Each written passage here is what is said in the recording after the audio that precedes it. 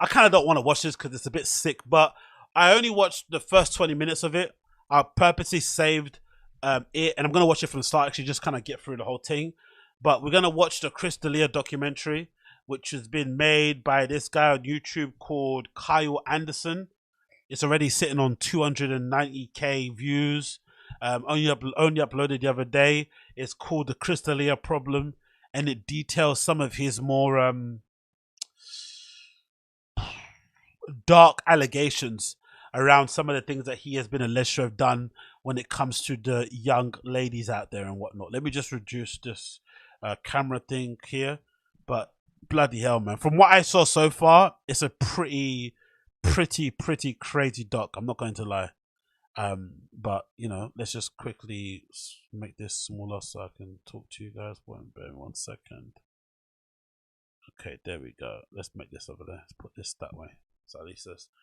So you can see me a little bit, but it's not so big. Anyway, let's go through this and watch this all. I'm going to commentate as we go along.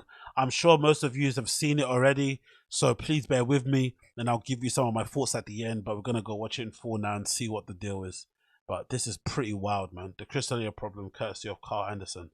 Let's go. Comedian, podcaster, and empty shell of a man, Chris D'Elia. He went from being a rising name in comedy to being better known for a massive sexual assault and pedophilia scandal that broke in the summer of 2020. I'm praying what I'm hearing isn't true. Honestly, my first reaction was just like, dude, like, why? I don't know him. I don't know him like that. I can't talk. Okay. So I think we're at a time where everyone's really waking up to Boo! use our power. Whitney Cummings, boo! Devastated and enraged, Whitney Cummings is speaking out about the allegations against Chris D'Elia. Probably 37 different allegations. Comedian Chris D'Elia is being sued for child sexual exploitation and child pornography. According to the suit, D'Elia invited an unnamed underage girl into his hotel room in 2014 and then had sex with her. The plaintiff claims she told D'Elia her age, and she said she was in high school at the time. She also says he asked for sexually explicit photos and videos from her. Saya the fuck Nara, dude. How would you feel if a 37-year-old man was texting your daughter? Immediately, I was just like, all right, that's pretty fucked up. Like, I don't text children. If what she's saying is true, I don't think you can come back from that. It's over, bruh. That's a bad look. But with that case mysteriously being dropped, Chris would have you believe that he's a family man now, working diligently to get through his sex addiction. I stand by the fact that all my relationships have been consensual and legal. Yo, that must be the nightmare of all men, innit? Having to come out and say all your relationship were consensual and legal is legitimately an L in itself. If you're ever in this position, you have to really assess your life choices. If you have to say these sort of things, that's already crazy. Out a lot of, medical advice, therapy, and stuff like that. I've been on this path of recovery now for a bunch of months, and I have been doing the work and being somebody who is a role model for my son. Chris published that video on February 19th, 2021, claiming to be many months clean of his old habits. However, in this documentary, we have exclusive victim testimony that begs to differ. I swear, saying you're clean of texting and messaging underage girls must be similar to saying that you're rehabilitated from saying racist things whenever you get angry. You know those people that exist in social media, those influencers who say, like whenever they get agitated, they kind of, they blurt out the N-word for whatever reason. It's like, nah, you're probably just a racist. In this respect, you're probably just a diddler. You don't just recover from this from, doing a couple of, what is this thing called? What's that fucking television? What's that telephone psychiatrist thing called? You don't recover doing those kind of things. You don't just do an 0800 number and suddenly recovered from the urge to text fucking 16-year-olds. That's something definitely that you do on a cellular level. Put out the apology video. I was so genuinely confused by it because prior to that, everything was back to normal. I wrote him about it. He told me point blank, I don't want anything to change.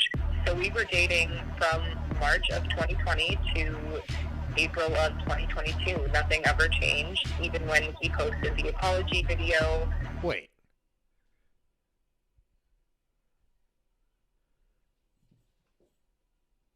So he lied? You're getting finessed. These previously untold stories detail not only sexual assault, but also branding, grooming, Jesus underage Christ. girls, shrimp scampi, and even more. He told me that when I lived there, he wanted me to essentially find girls for him. The things he said in passing that were supposed to be played off like a joke were he was dead serious about like his like cult. And he legitimately wanted it to be like a cult. Like he wanted, that was his big dream, was to have his like at least a couple of his girls live together, basically have a harem. It's like something in his eyes changed, and he yelled at me to get on the floor. And I was like, can we just stay on the bed? And he's like, no, get on your knees. And then he snapped and pointed at the floor. The fellows at the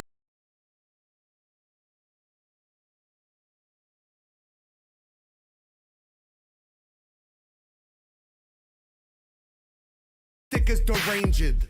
We'll also hear from Chris's former tour manager, willing to come forward in this exclusive interview and tell you about watching everything fall apart from the inside. When you have someone close to you that is a monster, you don't see it at the time. He wears his mask extremely well. There were over 500 women at that time came out. Women from like across everywhere having the same story. And it's the Chris situation is on the Bill Cosby. Yeah, but you didn't say nothing, did you? These kind of guys, I don't know much about this dude, but I already don't trust him. He already looks slimy. I think a lot of these, especially, think of the Brendan Schaub situation. In my opinion, the bravest people in that whole situation were Annie Lederman, Kalila, and Esther, right? Those are the bravest, because the women were the ones that come out and say something first about him and how much of a douche he is, and then suddenly all the lads then decided to get some courage and were now being a little bit more flippant with their little digs and little jokes and whatnot. Before then, everyone was quiet as a mouse, didn't want to upset Joe Rogan, didn't want to upset anybody over there. But the moment the women spoke up, everything came out. Now, for this guy to suddenly now have the bravery to come out and say something when you're a former tour manager, he probably saw many crazy occurrences, didn't have the guts to say anything, didn't have the guts to maybe pull him to one side, maybe, I'm not going to go as far as saying he enabled some things, but I feel like these guys are the worst. The ones that come after the fact to say, yeah, I always knew it was wrong. No, you didn't, because you never came out and said nothing when you could have said something and maybe helped and saved people from going through that fucking horror. So, I don't know. These kind of guys, I don't buy them. This is similar to the person, there was a lady in the Harvey Weinstein documentary. A couple of them. Some of them were the fixers, the ones who Harvey tried to molest and to abuse. They rejected him, but then recruited other girls for him to flip and abuse. Those are the worst. Those are the ones that should be buried under the jail. There's a few of those in those documentaries that people don't really highlight because they're women and shit. They didn't want to say nothing. But people like this also I'm not fans of. I'm not fans of in the slightest, because I think they saw everything, didn't say it, and kind of kept their mouth shut because Chris was good for business. The moment he wasn't good for business, they suddenly all kind of had a voice and something to say. Go fuck yourself. Again, I haven't watched the whole thing. He might be an angel, but I don't trust him. Level, in my opinion. And I can already hear you saying, Kyle, you have to have some sort of proof for these allegations, which I think I legally need to say are allegations. But I do have some proof. You see, Chris went on the record and claimed, I can certainly say for me, if it's not the blue check mark on Instagram messaging you back, that shit's not me. So what I would need was, like, if Chris was dumb enough to, I don't know, create a new Snapchat just to call one of his victims that was talking on Twitter in an attempt at damage control and beg her to delete her allegations. That'd be insane. I don't give a fuck. I'm just... It's nice to hear you being a person, like I said. I just don't know what to do from here. Like, well, we can keep talking if you want. And if you don't mind deleting that stuff, would definitely. Sicko. Delete the stuff, but also let's keep fucking. Oh my god. They help me with people that send me death threats and shit. I don't want to delete everything because it's so infuriating to have people tell you that something you experienced, something you went through didn't happen. We can talk about it from now on. So if we can't trust a single thing Chris D'Elia has told us so far, if we can't trust what he's doing right now, how do we trust what he's done with underage girls? I first came into contact with Chris D'Elia when I was 17 years old. He got us tickets. We were getting a ton of text messages and Snapchats from Chris in the green room saying, "Where are you? My second set is soon. I need you to come back here. I want you two to suck me off." But then it got to the point where I actually learned of girls who had been with him from the point that they were underage to adulthood.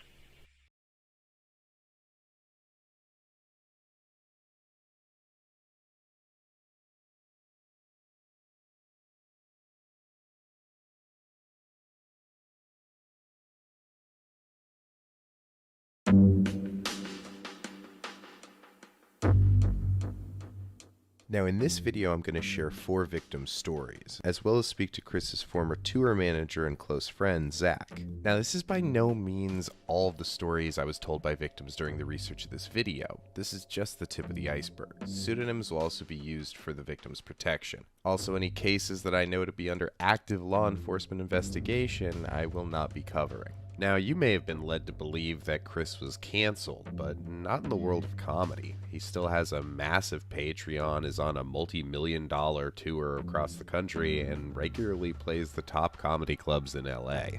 Except the Comedy Store, they banned him. I'll let you guess why. But really quick before we get into the meat of the video today, one of the most wild things to me is that Chris maintains all of his relationships. Also, why did the Comedy Store ban him and not all the other comedy clubs? Do they have like a female comedy booker or somebody that maybe doesn't really take too well to these allegations? That's interesting, isn't it? Like all the other ones, Laugh Factory and Ice House, he performs at, I think. I don't know what the other ones are called. But he doesn't perform at a Comedy Store. Why is that the case? Because I know the guy that used to do the Comedy Store booking, he's now working with Rogan, right? He moved to Texas or Austin to go and set up that new Comedy Store. So he's not there anymore. Whoever the booker was, I think his name is Adam something. So I wonder if it's just a thing with because I'm sure he's passed at the Comedy Store, right? He must be passed. I wonder what's the deal going on there. Why he's not performing at the Comedy Store anymore. Interesting. Have been legal and consensual, and yet has truly never addressed the details of this CNN article. This article lays out 3 allegations: Megan Drust, a hotel worker, and Laura Vitrelli. Megan Drust, a well-respected actress, was the victim of Chris taking out his penis in her car and jerking off to completion while she screamed for him to stop and had to get out of her own car to escape him. The hotel worker was lured to Chris's room after he placed a phony maintenance call saying his AC didn't work, only to be naked once opening the door. This is a... You know that funny, that AC's, that flipping hotel staff, that hotel employee, that story sounds oddly similar to the allegation that Callan had in that Los Angeles Times article where, forget the woman, again, you can maybe say the woman that accused him of rape, maybe she's the one lying. Okay, even though I don't believe so, but put that to one side. Because I think they were in a relationship together beforehand and maybe it's a bit muddy. But there was one employee, I think it was of an American Apparel store when those things were still around. And that employee alleges that Callan, basically asked her to come to the change room because he needed some, help with some trousers or something. And then when she opened the door, he was naked apart from wearing his pants and stuff. And he started dancing and doing the Callan stuff, the physical comedy stuff, and trying to kind of corner her in the room. And then she ran out and screamed and told her staff members and whatnot. Similar-ish type of vibe, isn't it? In terms of like asking for one thing and then coming out and jumping out and being a creep. Very similar. I wonder why. Well-documented event as the hotel worker logged a formal complaint at the time, and CNN spoke to staff that was notified and remember this happening. And also Laura Vitrelli, who told MM said Callan and D'Elia are both banned from the store. Oh, okay, cool. Good to know. Bloody hell, man. Bloody hell. Okay, the new booker's a woman. Okay, cool. That makes sense. That makes sense then. See, honestly, the comedy scene in LA, honestly, that Joe Rogan Extended Universe group of people, they are probably morally, right, some of the scummiest people in the world. And also, it seems like the only people who actually stand up for wrongdoing outside of joke thievery. If you do joke thievery, they're all gonna come down on you like a ton of bricks, right? All the guys, they get on their fucking super alpha male macho shit. Oh, you saw my joke. I said the cookie was Mexican. But anything concerning touching up kids, raping women, assaulting women, all this essay shit, they're absolutely mute on. They don't want to comment on, talk about whatsoever. But when it comes to joke thievery or stealing set ideas or booking the same guest or selling tickets, absolute cunts, man. Absolute pieces of shit. CNN that at 19 years old, D'Elia invited her and her friend to a, quote, party after a meet and greet, but upon arriving, there was no signs of a party, and Chris was alone watching Cops and eating shrimp scampi. Chris had Never trust anyone with no vices. This nigga fucking is in hotel rooms eating scampi, watching Cops trying to get laid. Never trust a guy like that. No vices. There's definitely some darkness in him. And also, I'm not talking about it's one thing if you went all the way off the reservation, did too many drugs, did too many drinking, or too much drinking, and now you're sober. Makes sense. You lived a hell of a life, and now you're doing it nice and clean. Cool. Well done to you. I aspire to be like that in the future. But coming out from the womb, becoming a teenager, into a young man, into a fully grown adult, and having no vices, there's something a bit dodgy going on there. Alcohol for the girls, despite them being 19 and him being completely sober. The girls quickly came up with an excuse to leave, but as they did, Chris pulled out his erect penis and chased them out with it. It's just funny to me he's never truly addressed these three pretty verified allegations. Anyway, I just wanted to mention those, so why don't we start with the actual subjects for today's video. First, let's go back a decade ago and talk to Christine. Her and her best friend Kay first came into contact with Chris in 2012. Me and Kay were watching a lot of stand-up at that time, so it was 2012, Chelsea Peretti, that whole scene or whatever. She tweeted about watching Chris D'Elia stand-up. It was not an attempt to get his attention. We just genuinely were going to shows a lot at that time and watching a lot of stand-up. So Chris D'Elia was name searching himself constantly on Twitter at this time. Slid into her DMs. They were DMing for 2 weeks or so, not that long. So he was playing at Caroline's in New York City, and from Philly you can get on the train real easily and get to New York City in an hour and a half. So he basically invited us to his show. We're on the train over there, and we're drinking on the train because we're 20-year-olds, fully went in there so fucked up that we're fucked up. Do you know what I mean? We meet up with him and he's with his opener. Immediately he barely says a fucking word to us, and it takes Kay. He was with his opener. No, again, everybody knew. I don't buy this shit that no one knew. Everybody knew, but they turned a blind eye because he was, hotter than fish grease, and he was clearly successful, doing great things and whatnot. But everybody knew. I don't care what anybody says. They're all lying. Everybody fucking knew, because there's stories of him him being surrounded by a harem of fucking young girls. They all knew what was going on. They all turned a blind eye. Absolute sickos. This is up in W, by the way. Yeah, so we walk up. He immediately takes Kay right up to the room. Barely says that many words to us. Anyway, he basically left me in the lobby with them, and then they went up and. Kay asked that I exclude the more graphic details of her story. But from what she told me, Chris proceeded to aggressively penetrate Kay against her will in his hotel room. It's worth noting once again that Kay was blackout drunk while Chris D'Elia was, as always, completely sober. That's actually a thing about Chris. He's taken lots of pride in himself that he's never had a drop of alcohol or tried any drug. And I've heard a lot of people say, well, women were his vice. And to that I say, Chris, have a beer.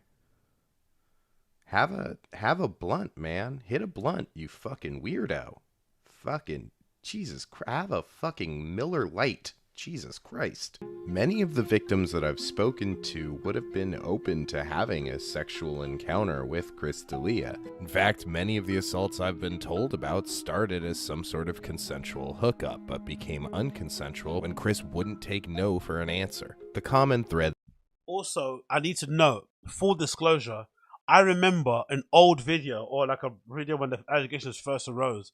One of the things that kind of stuck out to me was that it seemed like, when I didn't really have much hold of the details, my initial reaction to it was, oh, Chris is just being a jerk. He's being a bad date, a bad link.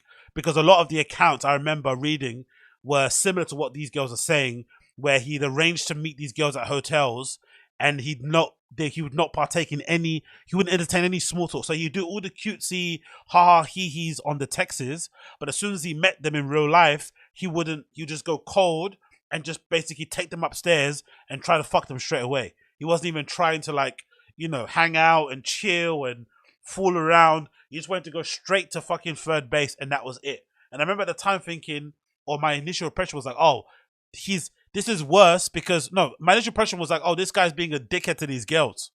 But now we're kind of finding out that it wasn't him just being a fucking bad date. It was legitimately him going to the point of flipping R-word in some of these ladies, which is absolutely wild to think. Really, really wild to think. Crazy, crazy, crazy. That I get from almost all of these stories isn't a sex addiction, it's a power addiction, a power of controlling other people addiction. Gaining that power is obviously much easier to do with a teenage girl than a grown woman. True. This next victim is June. June was 17 when Dalia started grooming her for a meetup in 2016. I first came into contact with Chris D'Elia when I was 17 years old.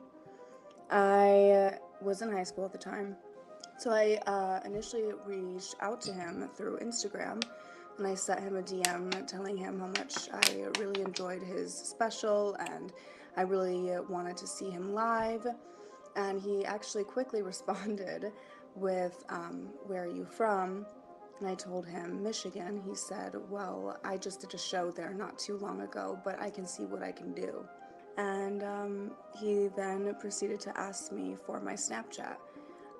I noticed a pattern with all the other stories, and he always quickly gives all of these victims his Snapchat, which... That is quintessential creep 101.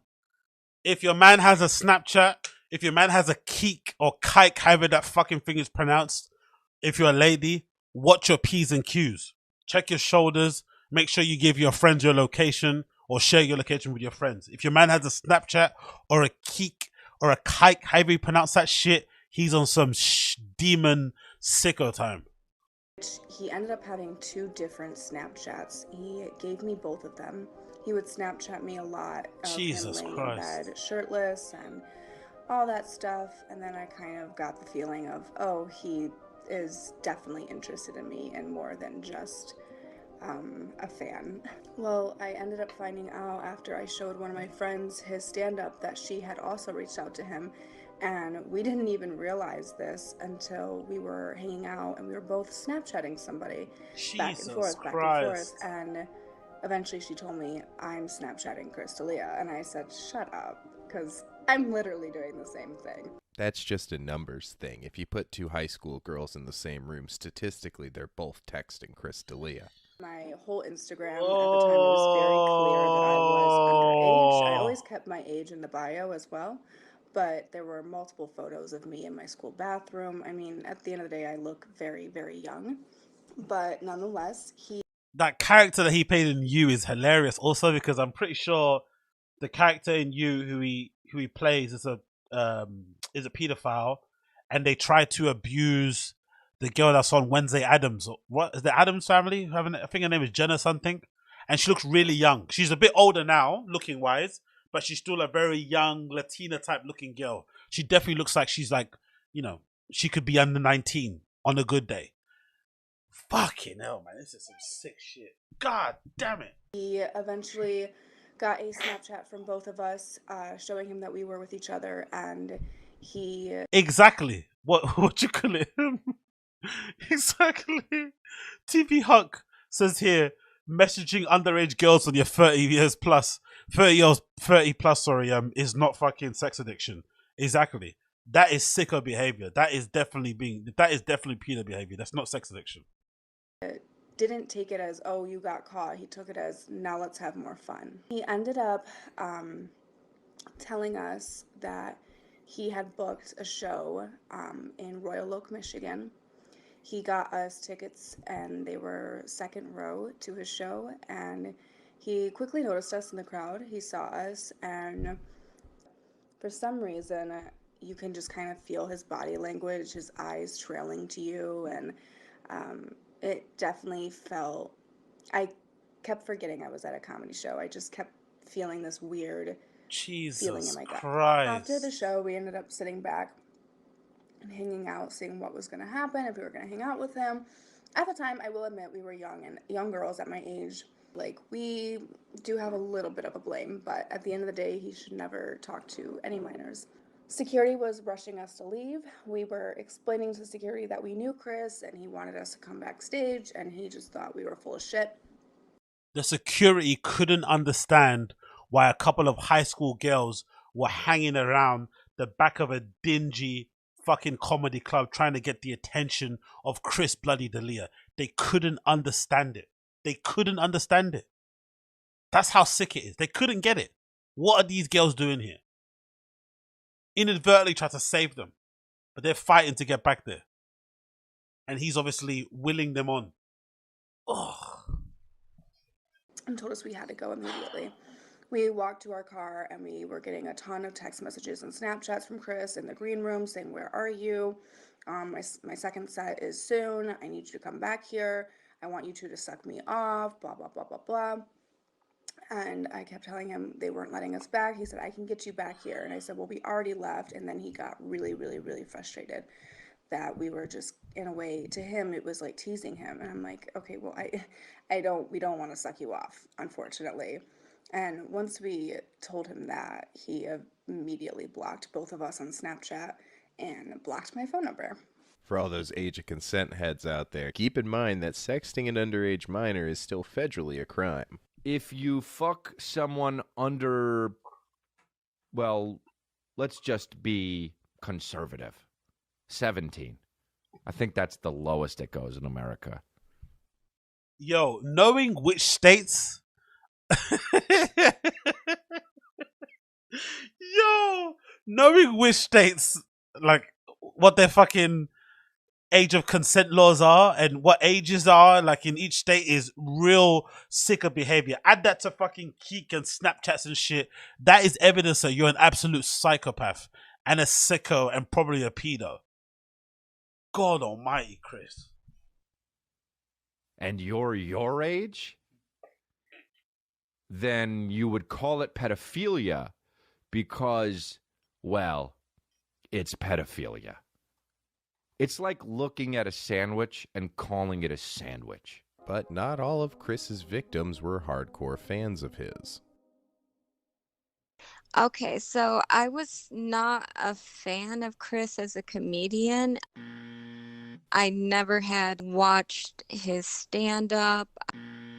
I had never watched any of his podcasts. To me, he was funny half-naked guy on Instagram. And this was in 2019. To be fair also, right, again, big up the homeless cats and the Fighting the Kids subreddit. They were pointing out how weird those videos were from time, and I never saw them as weird back then. Honestly, I legitimately didn't see them. I just thought you were just being comedic and having a laugh. But I remember a few people on that fucking Fighting the Kids subreddit saying, this is really weird. Why is he dancing around half naked, knowing that he has such a young female audience? It's sort of like a weird kind of a first trap thing that he's doing to try and get the attention of these young girls. And little did we know that obviously in the background, he was probably going through all his fucking likes and messaging anybody that he saw with a hot avatar and shit. Do you know what I mean? Regardless of their ages. That was his kind of thing that he was doing for a while. Because you remember when he was kind of going through that Eminem period where he got shouted at by Eminem or did that video with Eminem and he was trying to be an action movie star. That's when he was really working out a bunch and he was getting all buff and ripped and shit. Every video that he was doing was him in panties and shit, gallivanting around and acting like a bachelor. When that whole time he also had a girlfriend who then went on to be his wife and mother of his child. But all that time, he was pretending like he was this young bachelor guy when he had an entire family there. And he was trying to first trap these fucking 16-year-olds. Sicko behavior. But at the time, I never thought it was weird. That whole half-naked dancing thing. Quickly after Jessica had messaged Chris on Instagram, she was given the same Chank Smith Snapchat that many other victims were. He was doing a show in my location, and he asked me if I wanted to hang out. I met him in the hotel lobby. He was with one of his openers. He only had about 15 minutes before his show, and I can tell that his opener was legit. The only time I've ever used Snapchat, I think, I've used Snapchat. When because for the longest time I've been using Instagram geolocate, especially on the app. It doesn't work on the desktop, but on the app, if you search for a location like a club or a restaurant or whatnot or park, it can show you the stories of people randomly around the world who have tagged that location at the same time. So they probably tagged it in their stories, and you can see real time what's going on. So for someone like myself who likes to go clubbing a lot, especially places like Berghain, you can click Berghain location on Instagram and get a kind of play-by-play Instagram update on how long the queue is. But for a while during COVID, I don't know why, Instagram disabled that feature.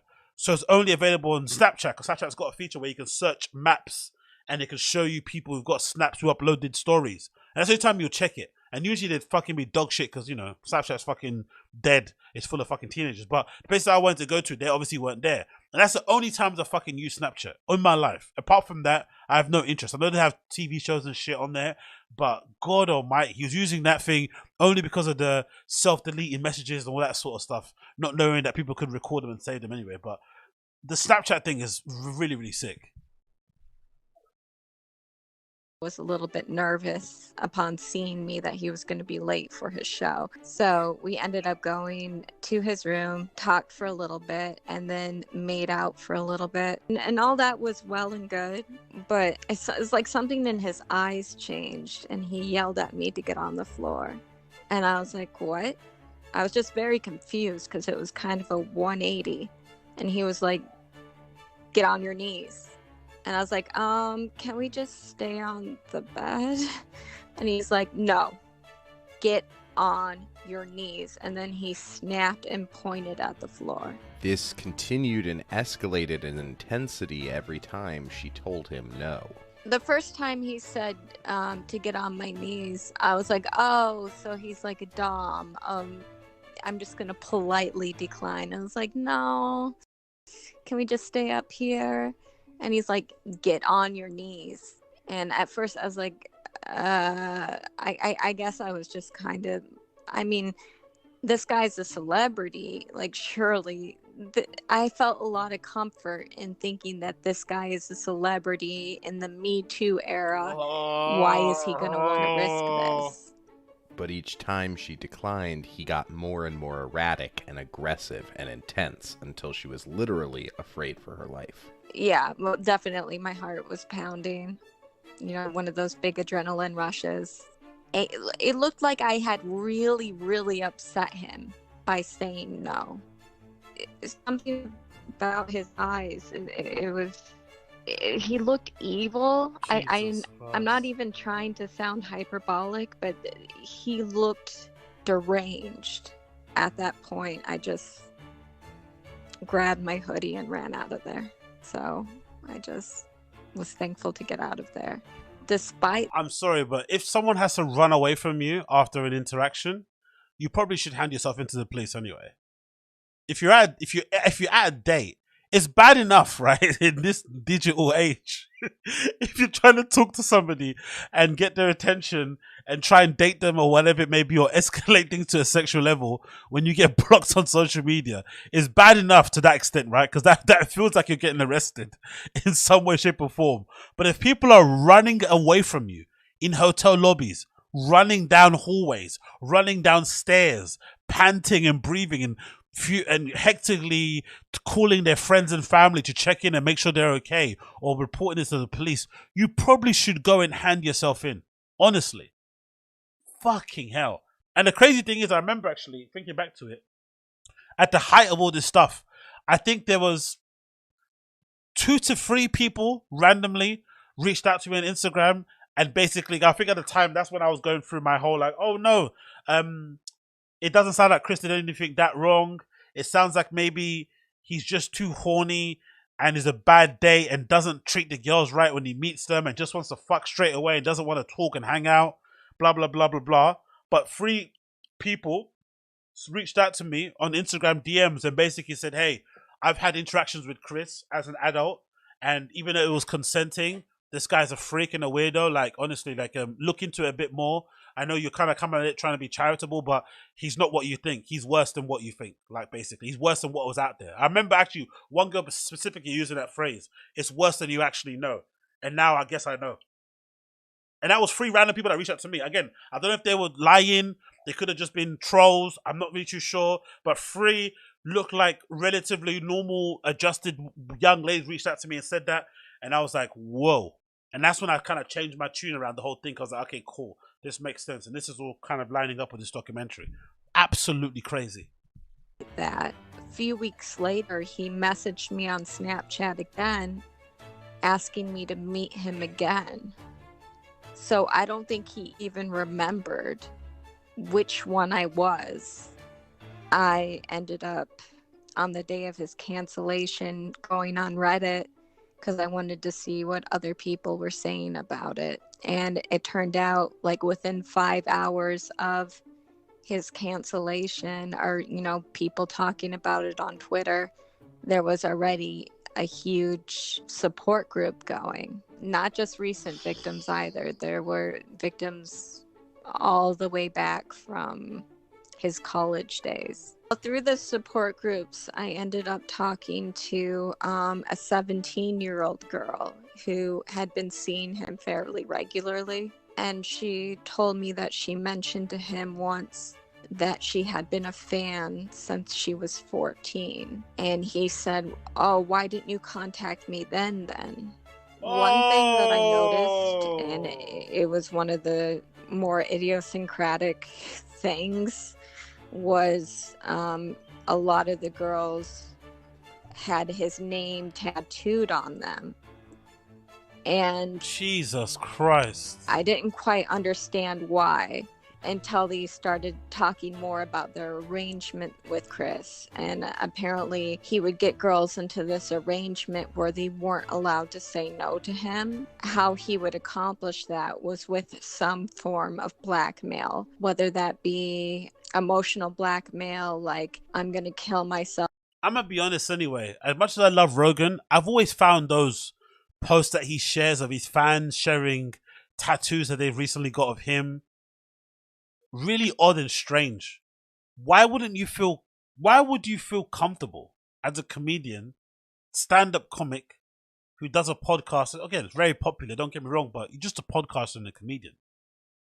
And you legitimately are happy to share these pictures of people branding themselves with your name and shit, or with your face permanently on their body. It's like, I wouldn't want to even promote that. Do you know what I mean? It would be something that I'd want to, like, it'd be like, it's a bit weird. Do you know what I mean? It would kind of put me off a little bit. Like, why are you doing that?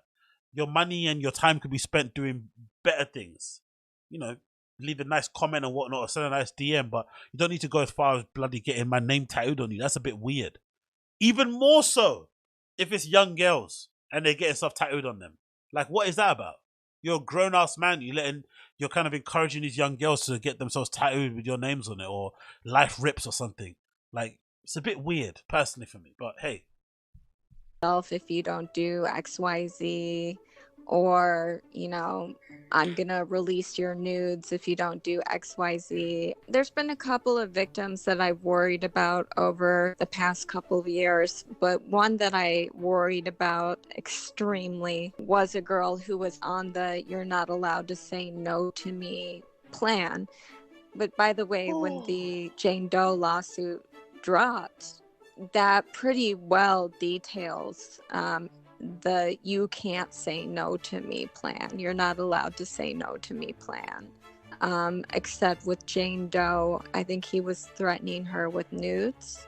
But this girl that I had been talking to, she was absolutely terrified. She had to share her location with Chris at all times, which a lot of the girls did. A lot of the girls had to share their location. Many of the victims I spoke to can confirm that he would always force them to have their locations on, just constantly monitoring where they all are, like he's a horny Batman. Beautiful. But she said that she wasn't allowed to leave her place without Chris's consent, and that when he came over, it didn't matter if she was in the mood or if she wasn't in the mood. She had to do whatever he wanted to do. I could tell by her voice that she was just absolutely miserable and scared. So not only does he have a fucking fetish for young underage girls, like a pedo thing, not like a pedo thing, straight up pedo vibes. He's also got some free use kink. He's also got some dominating, whatever, what's that? Would you call it voyeur type vibe in terms of wanting to know where they're at?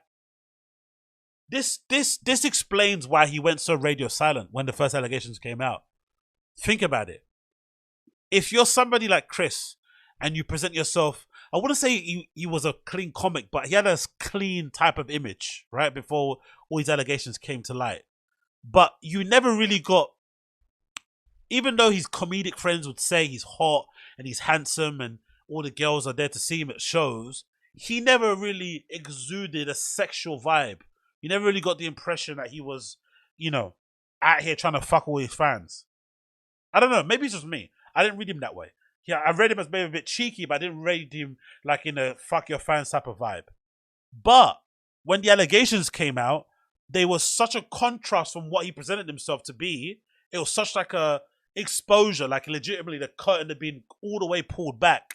It makes complete sense why he went so quiet, why he like disappeared from public life for like a year. I felt like, when the allegations came out, he literally went into hiding.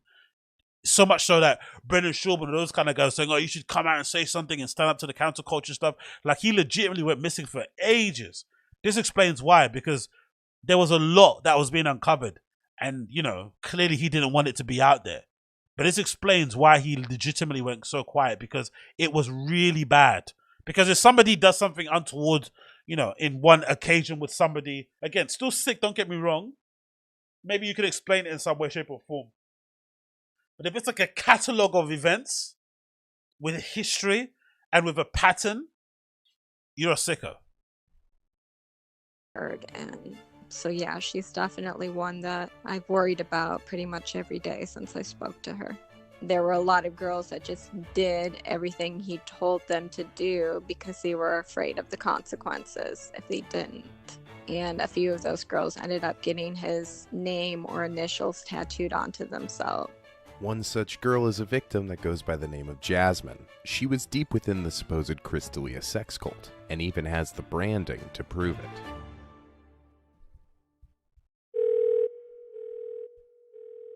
Yeah, so he mentioned it, like I said, a few weeks into talking. I think we were just talking about tattoos, but he brought it up how he wants to be able to approve, like, all of my tattoos, like, that he would pick because it wasn't my body, it was his. And he would, use the term ownership quite often. Chris sent Jasmine a picture of the tattoo, which she was to recreate exactly, except on her own neck. And I don't know who the girl was, but it was some girl with braids, and he circled the exact spot on my neck where it was to go. He wanted to truly own, or feel like he owned, his curls.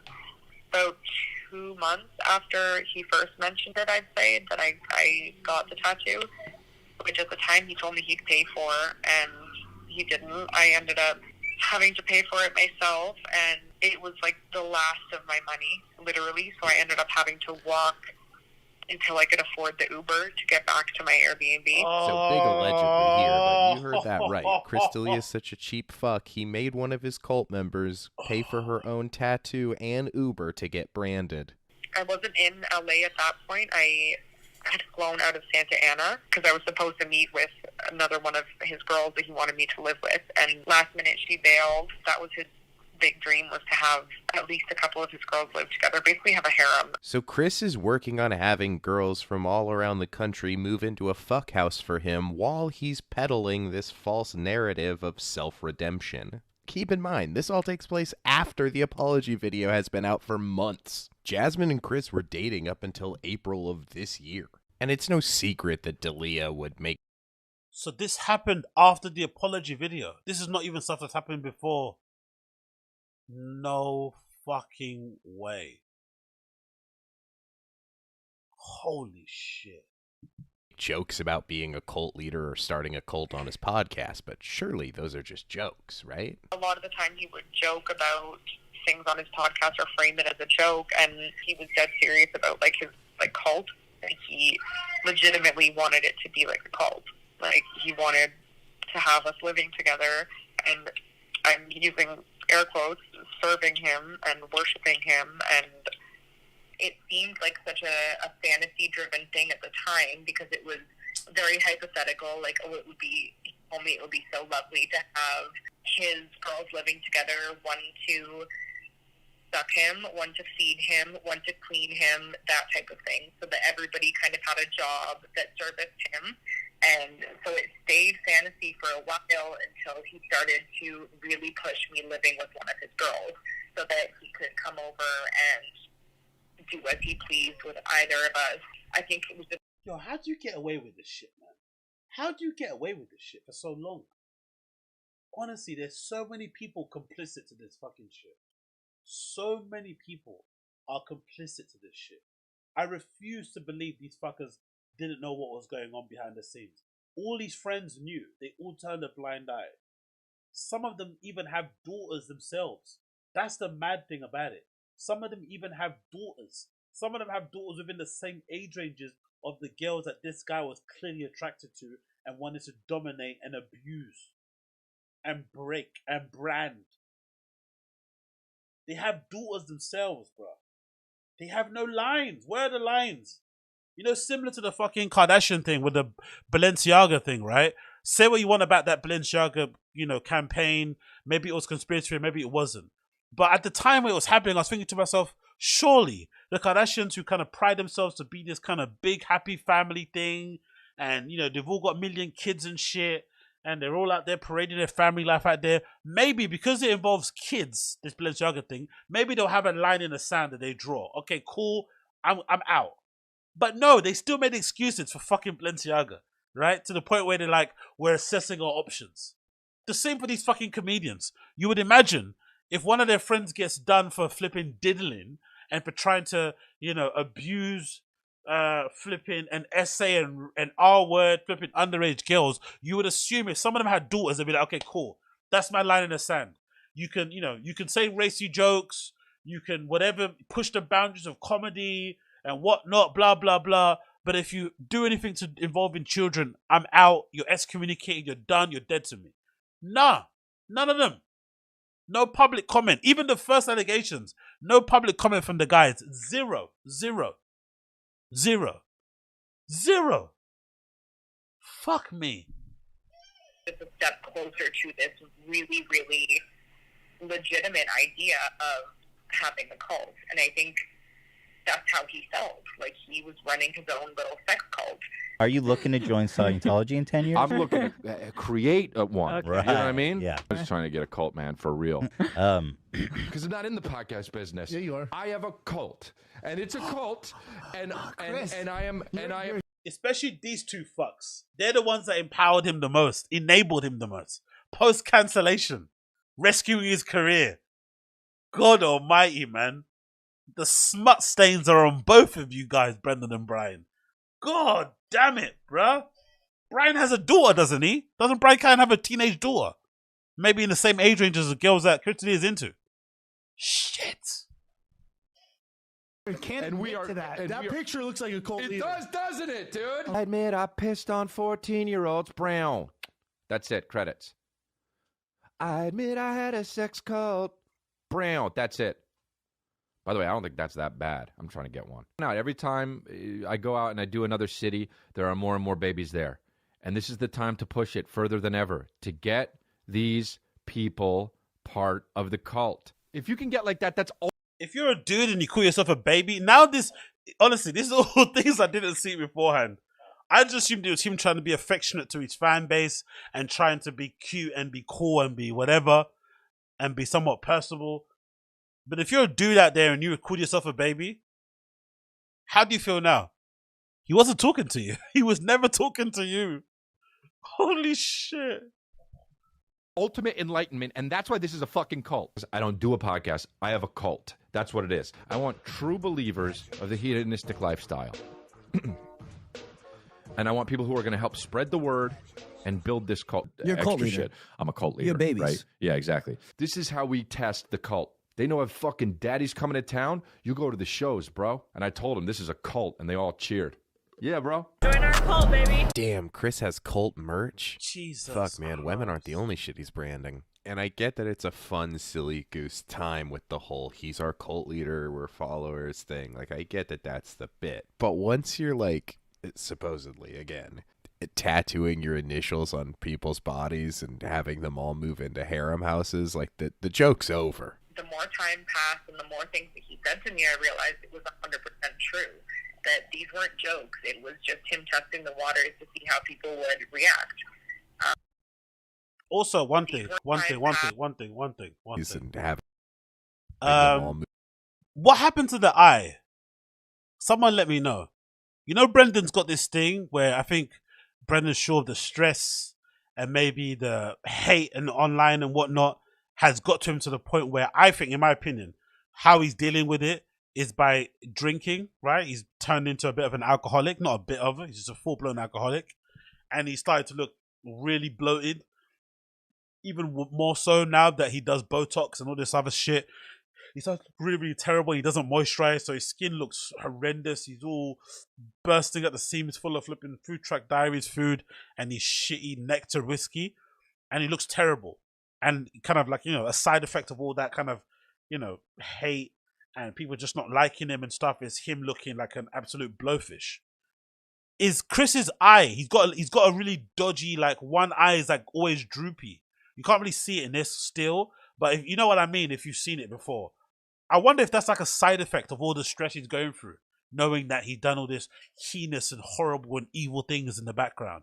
Is that like a thing that his body's kind of doing where it's making him have this weird eye? Because he's got like an eye that looks like it always kind of, you know, maybe he doesn't get enough sleep. I don't know what it is, but he's got a really dodgy eye. I wonder if that's a circumstance or a consequence of all the messed up stuff he's done to these girls over the years.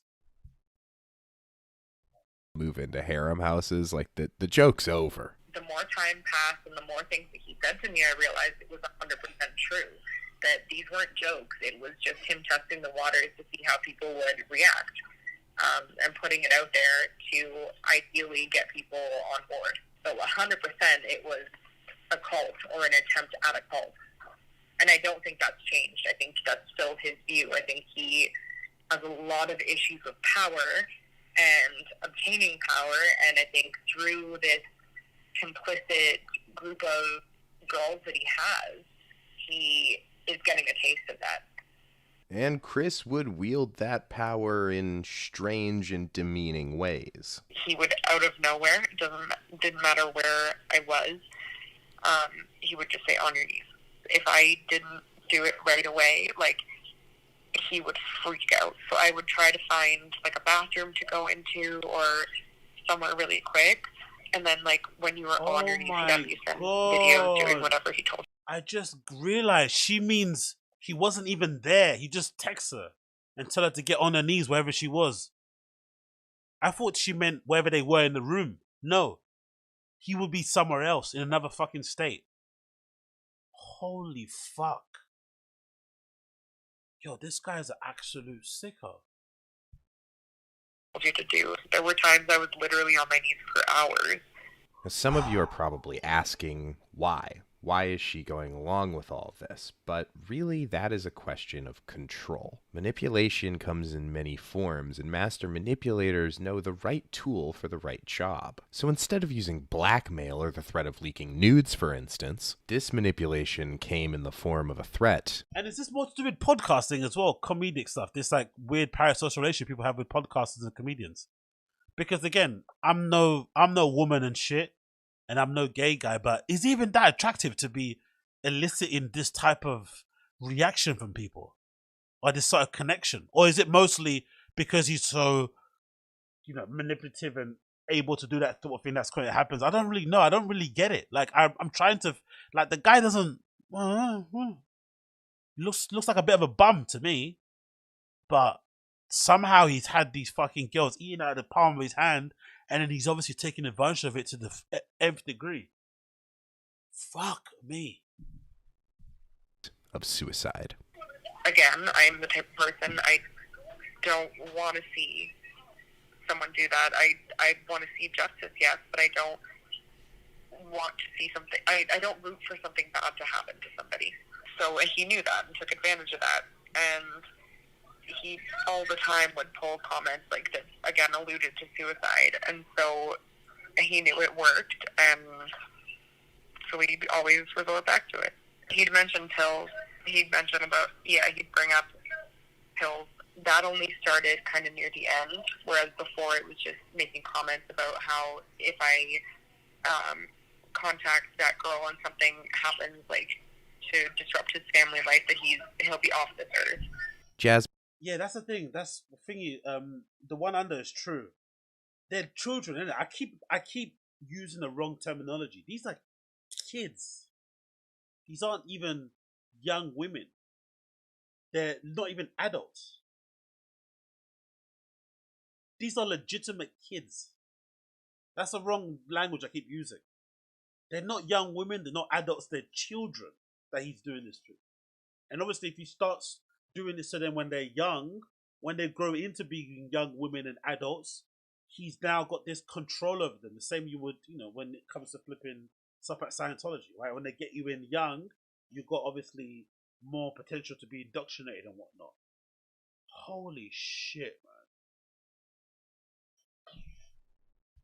Jasmine went on to explain to me how this dark web of manipulation led to her being on the front lines of the recruitment arm of Chris D'Elia's supposed sex cult.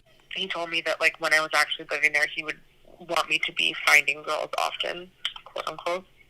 And so holding this idea of kind of like a hierarchy between the girls, and just the commentary that he would use to refer to their bodies and things he would say, like, again, vulgar, but quote unquote young pussy and teen pussy and all these like comments, I started to wonder if I was looking too far into things. I didn't want to assume the worst of him.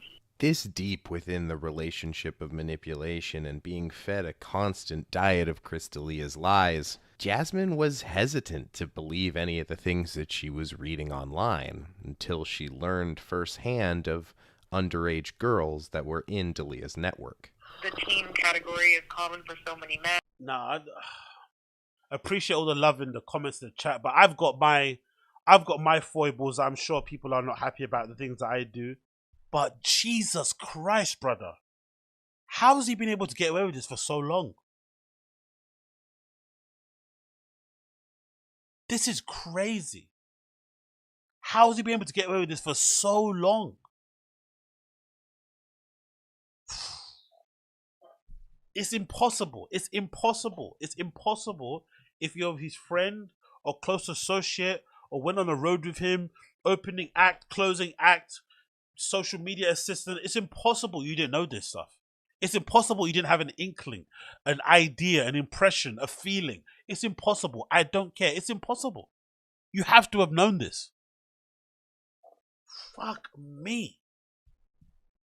And like maybe it's not a legitimate issue until I started to learn of different ages of girls when they had first been exchanging nudes with him and sexting him or having physical encounters with him, and his whole thing like is that he loves secrets and anything taboo. Again, just in the language that he would use and in his pace, like I started picking up on it. Again, when the cancellation happened, I really didn't want to believe the things that were online, but there were certain ones that I knew just based on the things that they were saying that Chris had them do, the way he talked, like there were things that he had said to me. Even that kind of manipulation to the point where your own victims don't want to believe the accounts of other victims. Fucking hell. Verbatim. And so I recognized immediately the ones that I knew for certain were true. But then it got to the point where I actually learned of girls who had been with him from the point that they were underage to adulthood. And was that girls that you were talking to and stuff during that? Yeah, that he had you in contact with? Personally. One of them was 16 when they first started talking. And they ended up in a long-term relationship. if you fuck someone under, well, let's just be conservative, 17. I think that's the lowest it goes in America. And you're your age, then you would call it pedophilia because, well, it's pedophilia. I want to just quickly check this because I've heard people say, oh yeah, 16 in America is different from 6. I just want to see it. Let's just see it. Let's think of let's do Blackpink. Let's see if that works. Blackpink, Los Angeles concert. Let's see if we got pictures of that. Because I'm assuming Blackpink would have a lot of, teenage and young girls as fans. Let's go to images. Because I don't understand this shit. Let's see here. There's over them performing. Blackpink themselves already look fucking young. Or let's do concert, let's do fans. Oh no, let's not do that. Go away. Let's put here fans. Ooh. Okay, we can't really see too many in the fan bases here. But you would assume a 16-year-old is a 16-year-old. Like, that man looks like Chris D'Elia's looked 45 his entire career. What the fuck are you doing talking to a 16-year-old? In any capacity. Even if they're a fan. Like, you might double tap a comment and just keep it moving. There's no need for even replying and going back and forth. Like, why are you talking to a fucking 16-year-old? I can't even find the pictures. It's actually a good thing. I can't find the pictures of the fans, but I would assume they would look 16 regardless. So this whole defense of 16 in some states and whatever it may be, that's like what? That's like high school age, isn't it? That's like before you go to college, isn't it? Because in the UK, you go secondary school between 13 to 16. Then you go college 16 to 18 or 19, and then university 19, 18, or 18 if you're really smart, or let's say 18 to 20 is the first year of college. Even a 20-year-old for Chris D'Elia is touching it. Even a 20-year-old is tough. Maybe it's a mature 20-year-old, but a 20-year-old will be tough. Fucking hell, bro.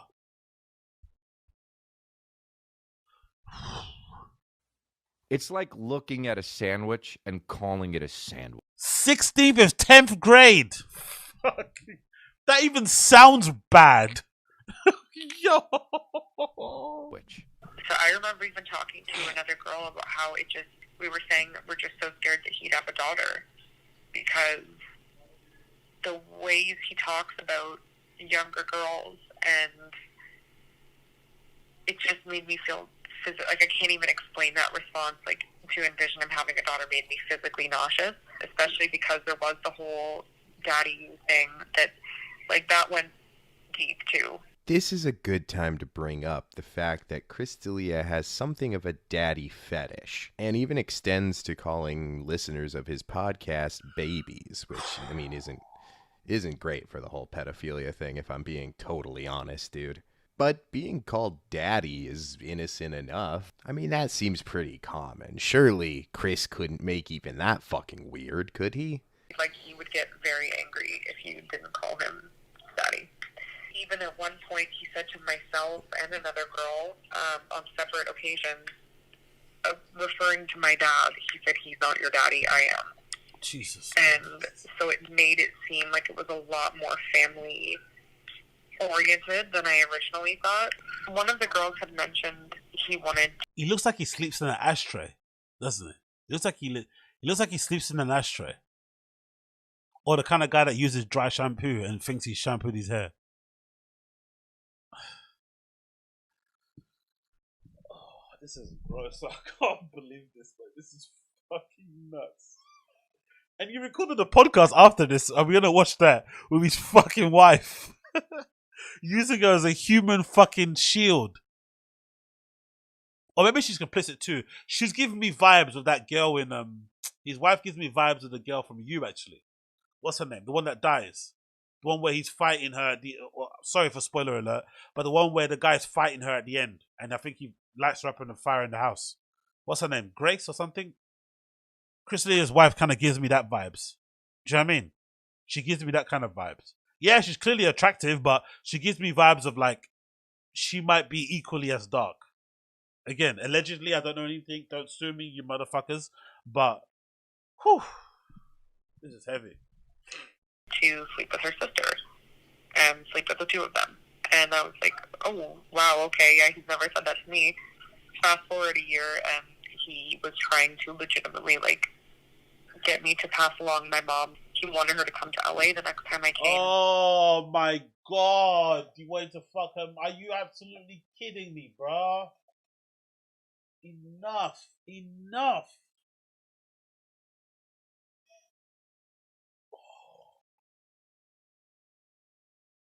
How does he have time for all this shit? How do you have time?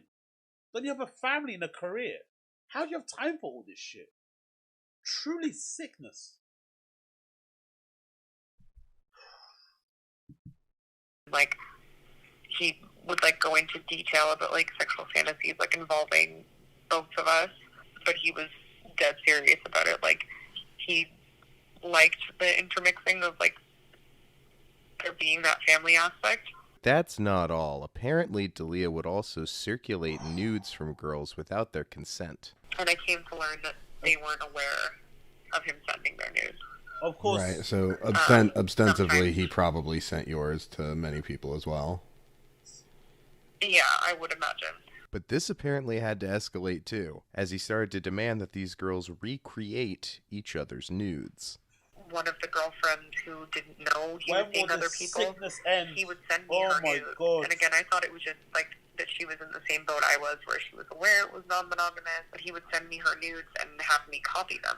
So he would have these other girls get tattoos like yours, and then send you their pictures and be like, "Oh, they're crazy. Look, they're like they want to copy everything you like are and have." He would be like, "She's not well," and like make it seem like she was crazy, but it turned out Chris was a puppet master and all of that. Jasmine attempted to save more evidence throughout her abuse. However, Dalia apparently went to great lengths to make sure none of that was possible. He calls and said to me that he wants me to go get my phone that I go live on, which is what I was using for TikTok Live, the second phone. So I get the phone, and he said, "No, I want you to go to your camera roll." And in there I had all the screenshots, and I was shaking. I was so nervous because, like, whenever there'd be something that upset him, it was always comments that alluded to suicide. Then that would just terrify me into submission, basically. So when we were on the video call, I deleted my entire phone and that iCloud account. So I, for like 3 years of my life, have no pictures of my daughter, of myself, of anything, because I just cleared out that entire phone. Yeah, that was the only time he had called me until when we broke up. He called to apologize after I had started posting. And a lot of them keep saying that we were together, we broke up together. So he literally had a million girlfriends all over America that, like, you know, he treated them like girlfriends, or they fought their relationship with him. It wasn't even like he was just trying to hook up. They were legitimate people that he had relationships with, was manipulating and abusing. And getting them to recruit their fucking mums. Oh, enough. Things on anonymous accounts. Jasmine bravely took to Twitter at a time where no other victims were coming forward. And having just left Dalia's cult, she was passionately posting some of the details of her story to Twitter. However, a few weeks ago, Chris D'Elia created a new Snapchat account in an attempt to get her to take down her new allegations. These are recordings of that call. I don't know. I don't get how you can say that you cared about me or any of the other people. That I just don't get it, and I just want to understand. I don't know. I mean, I thought that, you know. This feels a little bit too intimate as well and cute. Why is she like? Is this foot play? Like what one? Is she trying to make him more comfortable or something? Like what's going on here? Yo, why did I pick to watch this on fucking Christmas Day? Oh, my head. Just give me a headache.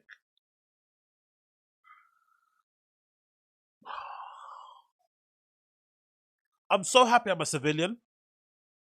I'm so happy I'm a regular, everyday, normal, tax-paying civilian. You know the Rogans and all the comedians that say, "Oh, we're civilians. We don't understand the comedy. We don't understand jokes. We don't get it." You know, Ari Shafir say, "Oh, it's really weird talking to a fucking regular person after you've been spending a whole weekend with a comedian because they're just so, you know, flipping otherworldly and they get things on a whole nother level." I'm happy I'm a regular civilian, man. I'm happy. I'm happy because there's not enough time in a day for me to do this nonsense.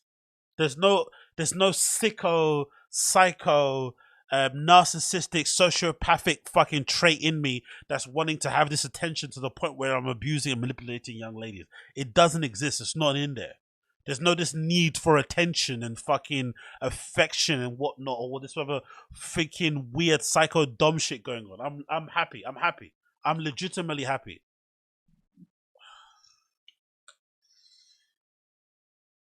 Because they act like they're all the bee's knees and they've got it all made out. But look at this guy, man. He's living in an entire personal, constant hellscape. As much as he tries to fucking act like it's not bothering him. Like, imagine all this stuff weighing on the back of your mind, knowing all this stuff's out there now in the open. Everyone's looking at you with a weird eye, even though it's not going to lead to his cancellation, because cancellation doesn't exist nowadays. And again, I'm not the biggest fan of cancel culture anyway. I think in general, your fans should be the ones to cancel you. You shouldn't be getting cancelled by corporations or industries and whatnot. They shouldn't be putting a cup up on you. You should be the fans saying, "Hey, we've had enough. We're not buying your tickets anymore. We're not supporting you. Go fuck yourself." But this is probably worse. The fact that you're still existing and still trying to maintain like everything is normal, but you know you're living with this hell and with this pain and suffering you've caused people, and they're just sniping at you and they're attacking you from afar to the point where karmic retribution will come around. It might not be in the courts and stuff, but the fact that he's living in this personal hell must be a lot, because you're having to call people to delete stuff and erase this and all this sort of malarkey, all this darkness, all this skeletons in the closet, all these things under mattresses and tables. Oh yeah. I'm so happy I'm a regular civilian. I will take that, honestly. These guys think being a civilian is lame, but yeah, I would take that. I'll take being a civilian. Fuck all this shit. Can you show me where you are? I mean, I don't ever want people feeling bad about themselves. Like, you know that, don't you? I don't feel like I do, because, again, there's so many things that, like, you're saying now, like, oh, I didn't know that was the case, but, like, dude, I cried to you about the same things over. I don't know about this video, man. I don't know about this video. I'm not gonna lie. I don't know about this video. I don't know. I don't know about this clip. I don't know about this voice chat. I don't know about this FaceTime. I don't know, man. I don't know. If you're a victim, why are you doing this, bruh? Why are you doing this? Or is she just trying to pull him into her trap and shit so she can use this to give to the guy to make a documentary?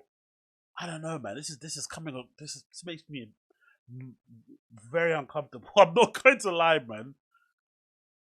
Yo, LA's a fucking weird place, isn't it? LA's a weird place, man.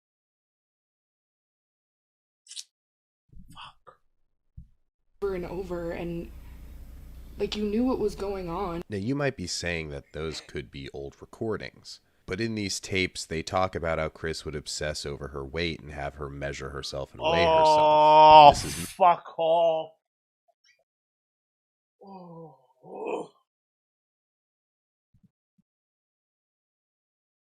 Mentioned in her post, so these Hold on. This is from the girl.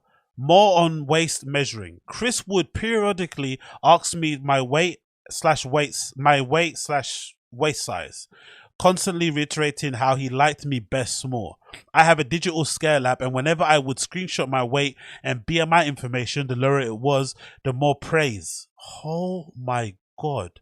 He sent me photos of certain other girls and commenting on their tiny waist, and tell me he liked that he could see my obliques and how much he liked how little my tummy was, etc. When I told him I wanted to put some weight on to be a little thicker, quote unquote healthier, brackets, his reply was, "I have fit girls. I like you dainty." This all occurred after I had opened up to him about the fact that I've struggled for many years with an eating disorder. Because I was unable to screenshot or save anything, he said I wrote down things he said as inspiration to stay on track while losing weight and maintaining my size.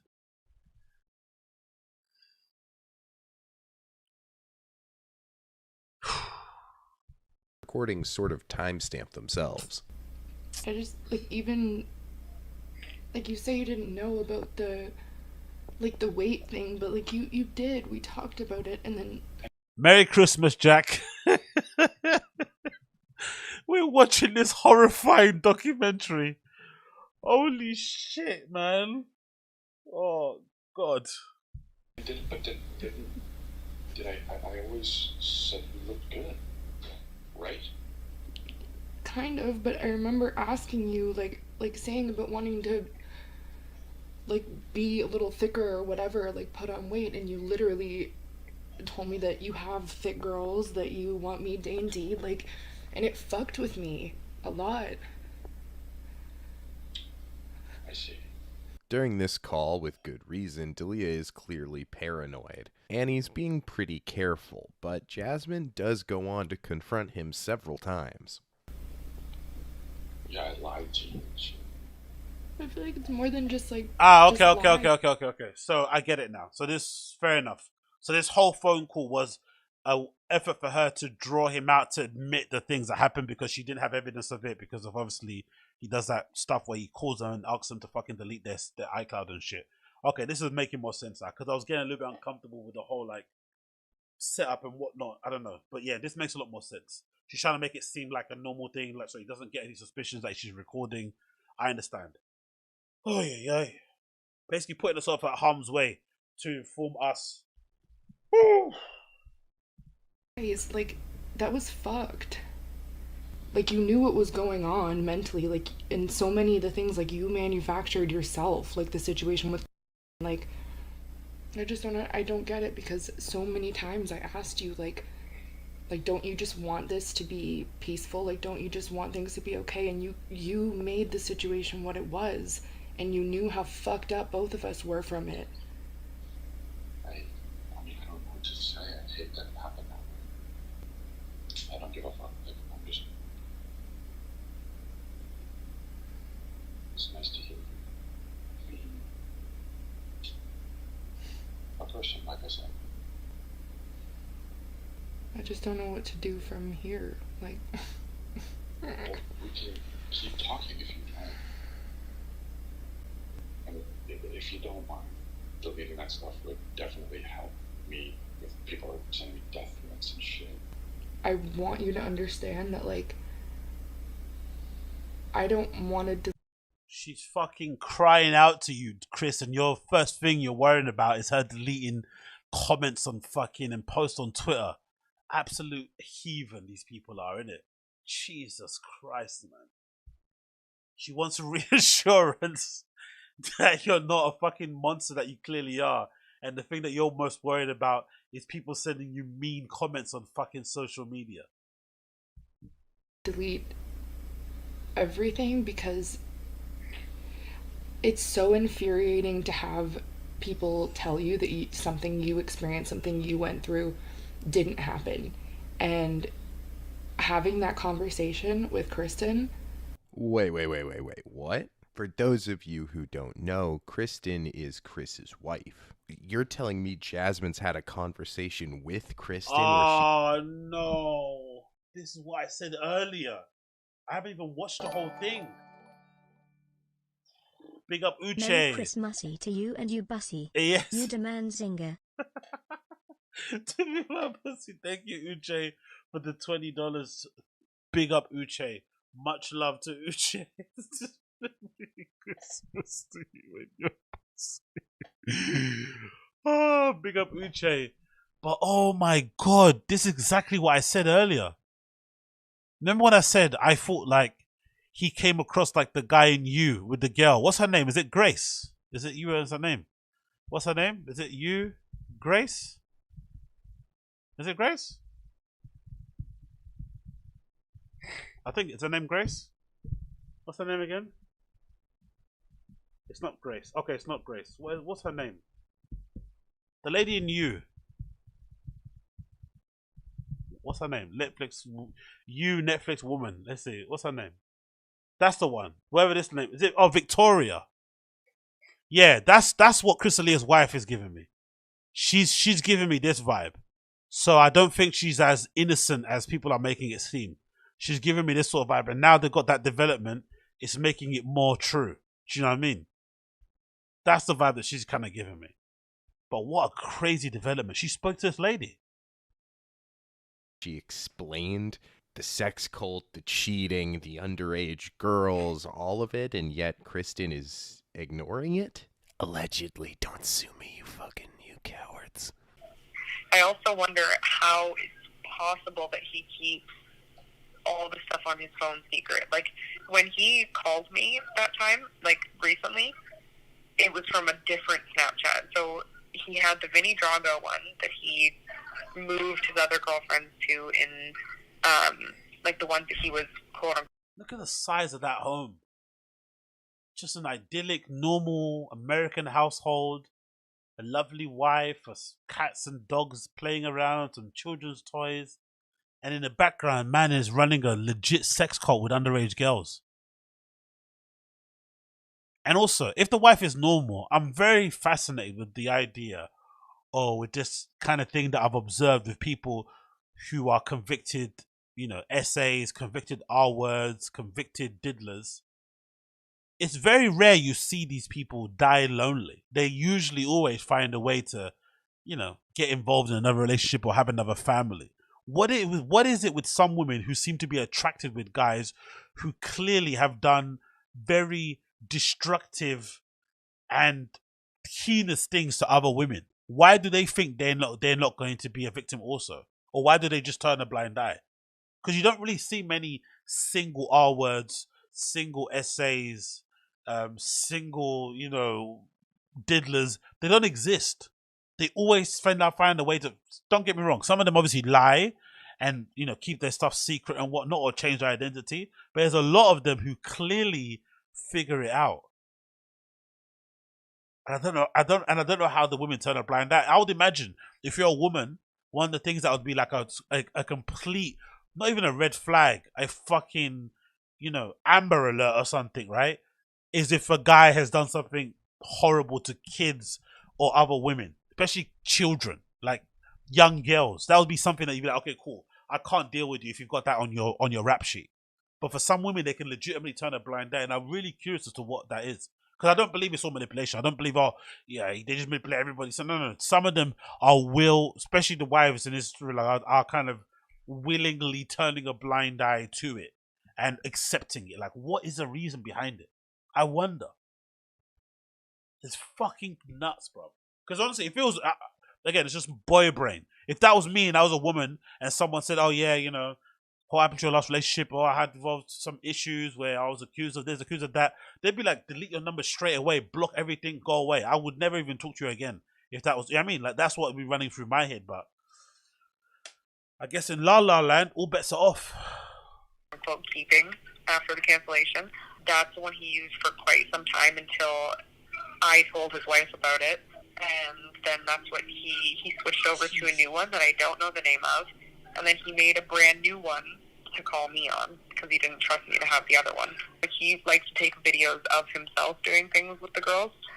And so there's like a video of me, doing stuff in his car that he told me is on his computer at home. His wife is sitting there with all this proof at her hands, at her fingertips, and she just can't seem to get her hands on it. After I spoke with her and gave her all these dates and times that I saw him, like everything that I had, and she still refused to believe a word of it. But as Jasmine... What's her background also? Does she come from like a rich family herself? Is she just somebody that's leeching off of him? Because she doesn't look like she's poor. She looks like she's come from some well-to-do family. So I wouldn't imagine it's for the money. Because Chris might be rich, but he's not wealthy. Do you know what I mean? Like, if his career was to ever get cancelled, he'd be struggling. Like, he wouldn't be just like, he'd be living off his dad, don't get me wrong, but he's not like long money rich. His dad's obviously successful in his own career, but not enough to support him, his brother, and everybody else. I wonder. I don't know. I don't know. I don't know. Was saying in that conversation with Chris, the doubt from Kristen as well as And others. imagine if she had plastic surgery as a weird type of thing to help her look younger, so that Chris wouldn't play away from home, so that he'd be interested in her more, because clearly he's got a thing for girls who are younger. Imagine that sickness. Is something that's actually fueled her to try to get justice more. And having people like doubting something that I experienced for 2 years, like that was 2 years of my life, and for people to say it didn't happen, that pisses me off. And maybe it's a pride thing, but I feel like for other people who've had similar experiences, it's validating, because that's the only way that I started to feel okay, is when I were able to talk about things and open up about things. And we can talk about it from now on. Someone said, "Yeah, was it? Let the courts decide, and let's get back to the comedy." That's the problem, though, with these guys. They never left it just to the comedy. They tried to become larger than life. They tried to lecture you and, scold you and try to fucking tell you how to run your everyday life, or things that you should do, and X, Y, and Z, and all this sort of malarkey.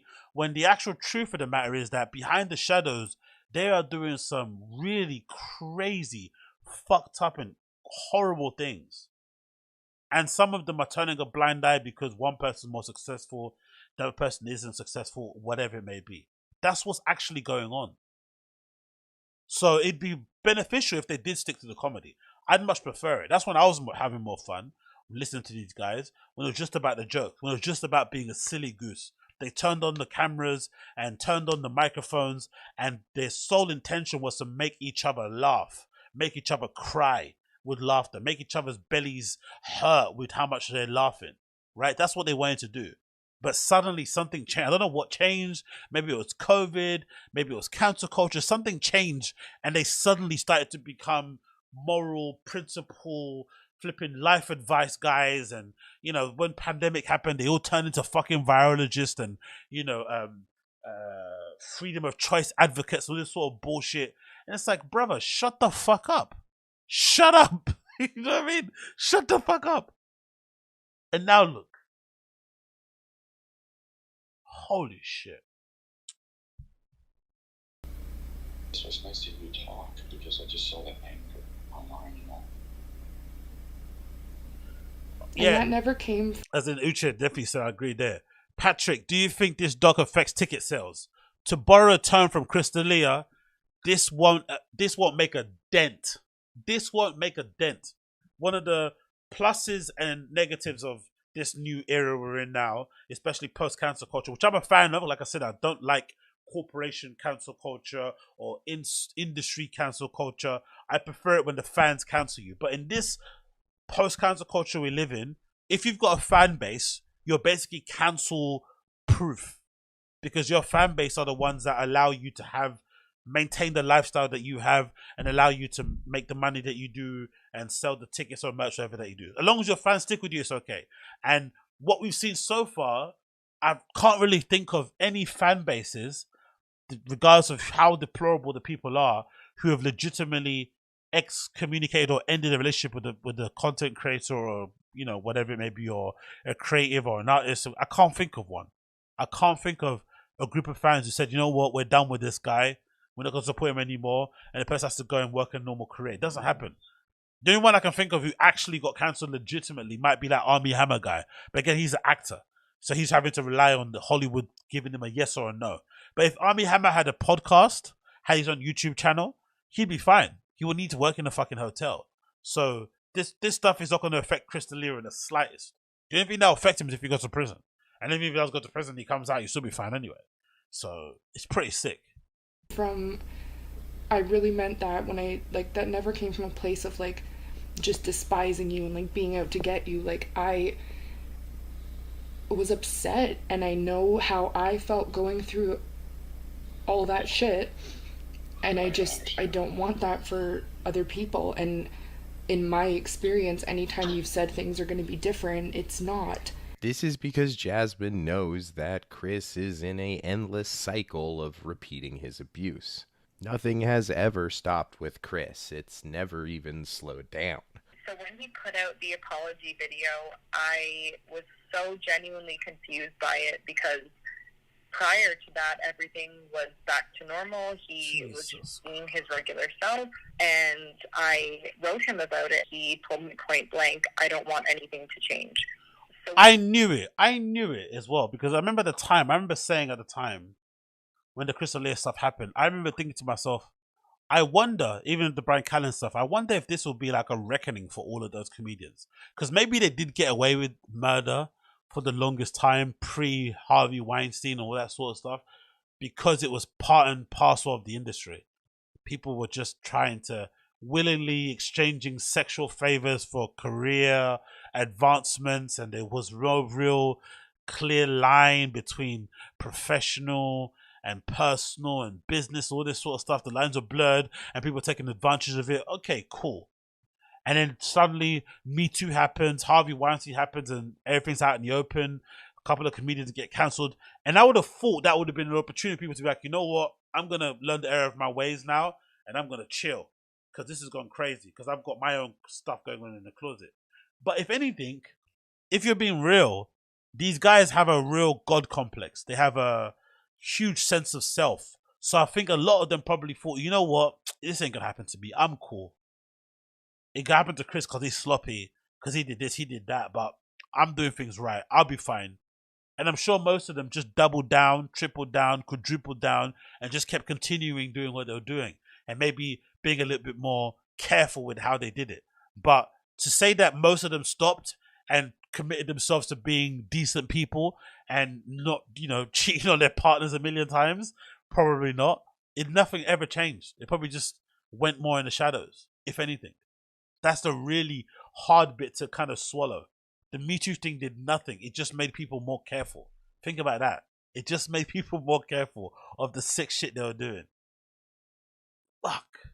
We were dating as normal, the way that things had been going since the start, from March of 2020 to April of 2022. Nothing ever changed. Even when he posted the apology video, I remember watching it and being so lost because I thought at the time, does this mean he is ending things with all his... Yeah, that's a really good point, Algorithm. Really good point. Most addicts want to get caught and validated. He dreamt of this doc being made. Yeah, true, because only a real sicko would go, after this podcast gets made, or after this doc gets made, the following podcast you do is with your wife. That's a little bit crazy, isn't it? Because all the attention is on you. Everyone wants to hear what you're going to say next after this podcast is out. And the first thing you do is get your wife on there. It's a bit mad, isn't it? It's a bit mad. It's a little bit like you're really goading the attention. You want people to kind of... I don't know. Girlfriend, and I wrote him about it, and I asked him, is this enabling to you? Do you want it to be the kind of thing where we back off and, this is where it ends? And he told me point blank, I don't want anything to change. And then when he posted shortly after a photo on Instagram with the caption that read, being faithful rips, he was texting his other girls as he posted that. Oh my God. As God. a regular consumer, as somebody just looking at his post, I would have believed, okay, this is a man who's changed and he's just kind of trying to use humor to make light of his errors, but it completely was just bullshit. Every time he posted something that was family-oriented, even, when he was at Disneyland, he was texting his other girlfriends while he's posting pictures of his fiance in Mickey Mouse ears. He's texting his girlfriends saying, you would look so cute in Mickey Mouse ears. I think at this point the claims in this video have gotten so intense that I feel like most viewers need something or someone at this point in the story to legitimize much of what has been said to them. Luckily, I was able to get in touch with Chris's former tour manager and friend, Zach Doncovio. Zach could best be described as an East Coast bro with a heart of gold. He was willing to sit down with me and talk a little bit about not only working with Chris, but about being friends with Chris and being in that. Heart of gold. Press X for doubt. Press X for doubt on that one. Inner circle. At that time when I left Live Nation, I started tour managing him. And I guess that's when, you know, I was able to be up close and personal and see these things, right? Basically, you're just a point of contact when you're on the road, logistics and, you know, facilitating everything at the show, whether that be meet and greets, just shit like that. To me, he was one of my best friends. Now, being this close within Chris's inner circle definitely made Zach hesitant to speak out, but he was one of the first people close to Chris to publicly denounce him on social media. Once I put everything together and found out the truth, I did this post on social media, like, all right, hopefully like this will make people aware if this is where I stand. How many kids ask you, ask you to party when you do colleges? Have you ever gone to just get a laugh? No, I would never go. I'm fucking 38. I don't even like being in the room with them. I feel creepy. That's just like a lawsuit waiting to happen. It's also not fun. And if you have someone this close to him speaking up, like, I'm not necessarily speaking up because I had to watch out. Like, I couldn't say anything bad, but I'm like, here, this is it. People will know the truth, right? I'm sure some of you are wondering what it is exactly. Nah, I don't buy it, man. I don't buy it. That guy's a fucking sleazeball as well. I don't buy it. Sorry, man. No heart of gold there for me. Because you fucking photoshopped the picture of Chris invisible on your thing, it doesn't make you a good guy. You were there and saw things happening, turned a blind eye because you were getting your little 5-10% and guest list and got to meet Eminem and hang out with cool people. Fuck that. Not a good guy in my book. Sorry. Not a good guy. Best friend. And again, this is not an old school friend. This is different. If it's like an old school friend from time ago or whatever, you got your loyalty. This is somebody he met when he's actual stand-up, like somebody he met in like a job vibe. You see some creep shit happening, distance yourself straight away. Speak up about it. Do something. Didn't do anything until the last minute when accusations came out. Because of what? Worried about what? Come on, man. Nah, fuck that. Not a good guy in my book. Fuck that. Facilitator. Like you said, he reminds you of those women on that Harvey Weinstein doc. I think that one that came out on Netflix, where those women that flipping rejected Harvey Weinstein, didn't accept his fucking sexual advances, but then recommended other women. So put other women fucking on a chopping block and used them as a fucking shield, but they protected themselves. They were just as bad as fucking Harvey. Just as bad. This is the same sort of dude. Nah, fuck that guy. Exactly that made Zach pull a 180. Like the floodgates open, you see all these women come out. There were over 500 women at that time came out, and all the stories are the same. They're all saying the same type of stuff, all the same. So this guy was at Chris's right-hand man touring and had to wait for 500 women to come out before he put the dots together. X for doubt. Behaviors. And actually, you know, that first week, you know, I literally told him, yo, bro, I'll take a bullet for you. I got your back. I don't care. Because that's like, I'm, you know, from New York, Long Island, and that's your mentality. Like, you gotta, if your boy's gonna go down, you gotta get his back, right? And No, not right. No, not right. Sorry. I said it many times. The only thing that I can forgive any of my male friends to have done would be murder. And only if it was something justifiable. Like legitimately, they went and murdered somebody who R-worded or essayed somebody in their family, right? I believe in fucking eye for an eye. Fuck with that forgiveness shit and I forgive you and God, whatever nonsense. No. You off somebody that I know and love close to me, you're getting off too, or somebody that is close to you is getting offed. And I can forgive that. But anything concerning R-word, anything concerning essay, diddling, that's excommunication. You're dead to me. Done. There's no explanation. I do not care. Gone. Finished. There's no, oh, he's my boy. No. Over. These motherfuckers, man, bringing up New Jersey and New York. What? So you grew up in an area where people forgave people who flipping essayed and diddled kids because they happen to be your friend. That's your friend you're hanging out with. You need to find other friends. There's the internet. There's social media now. You can find friends pretty easily nowadays. Go to a fucking meetup somewhere. Go hang out in a bar and find somebody else to hang out with. Jesus Christ. My boy going down. What? Was. And as weeks gone on, the more and more shit you hear, you're like, all right.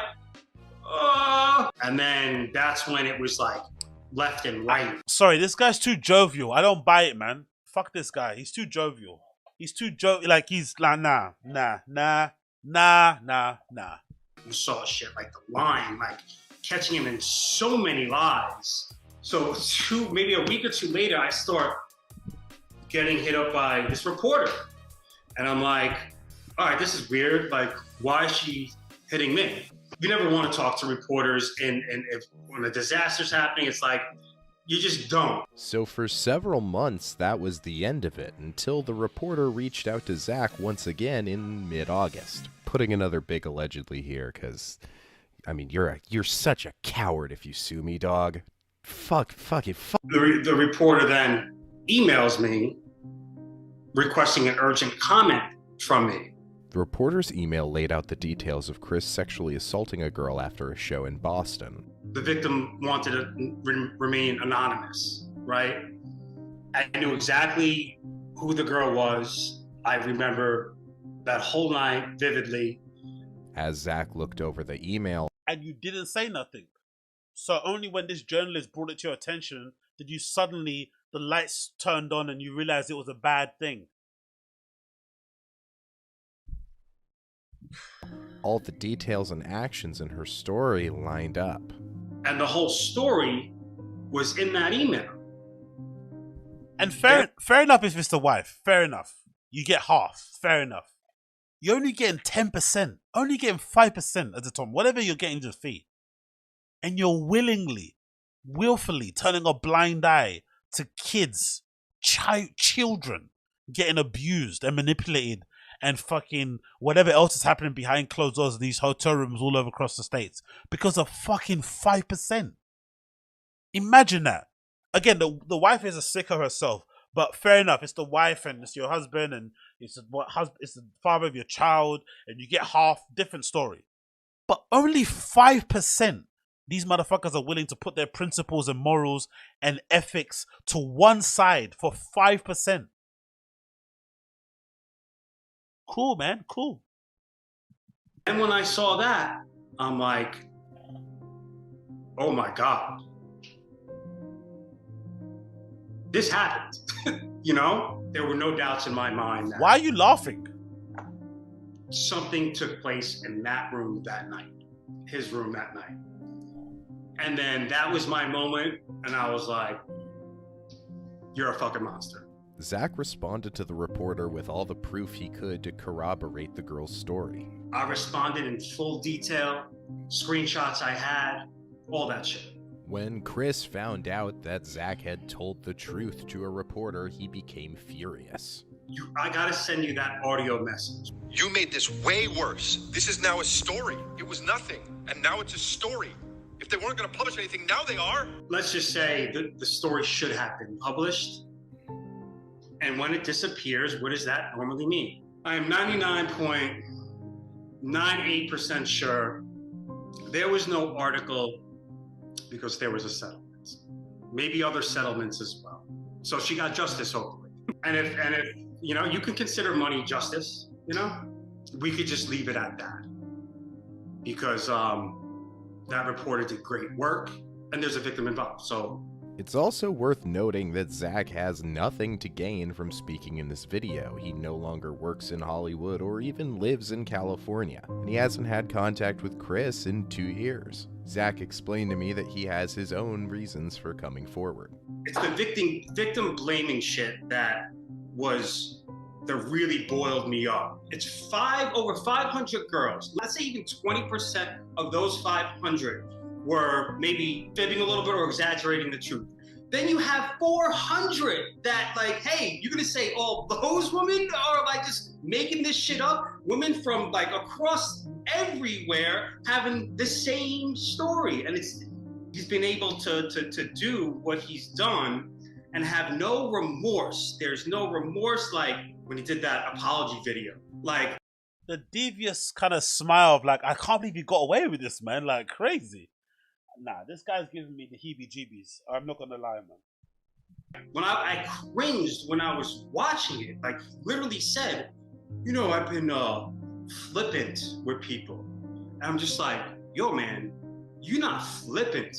Like, this was predatory. Oh, like looking back, so many red flags. Like some girls walk out of his hotel room but it was like this disgusted look. You know what I'm saying? You know, it happens once, twice, 3 times.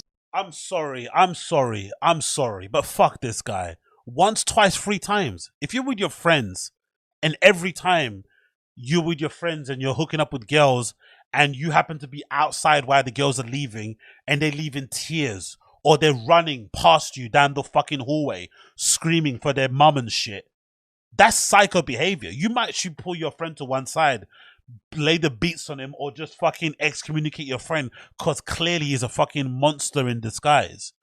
Once, twice, 3, 4. How many times can you put it together before you realize that something bad's happening in that fucking room?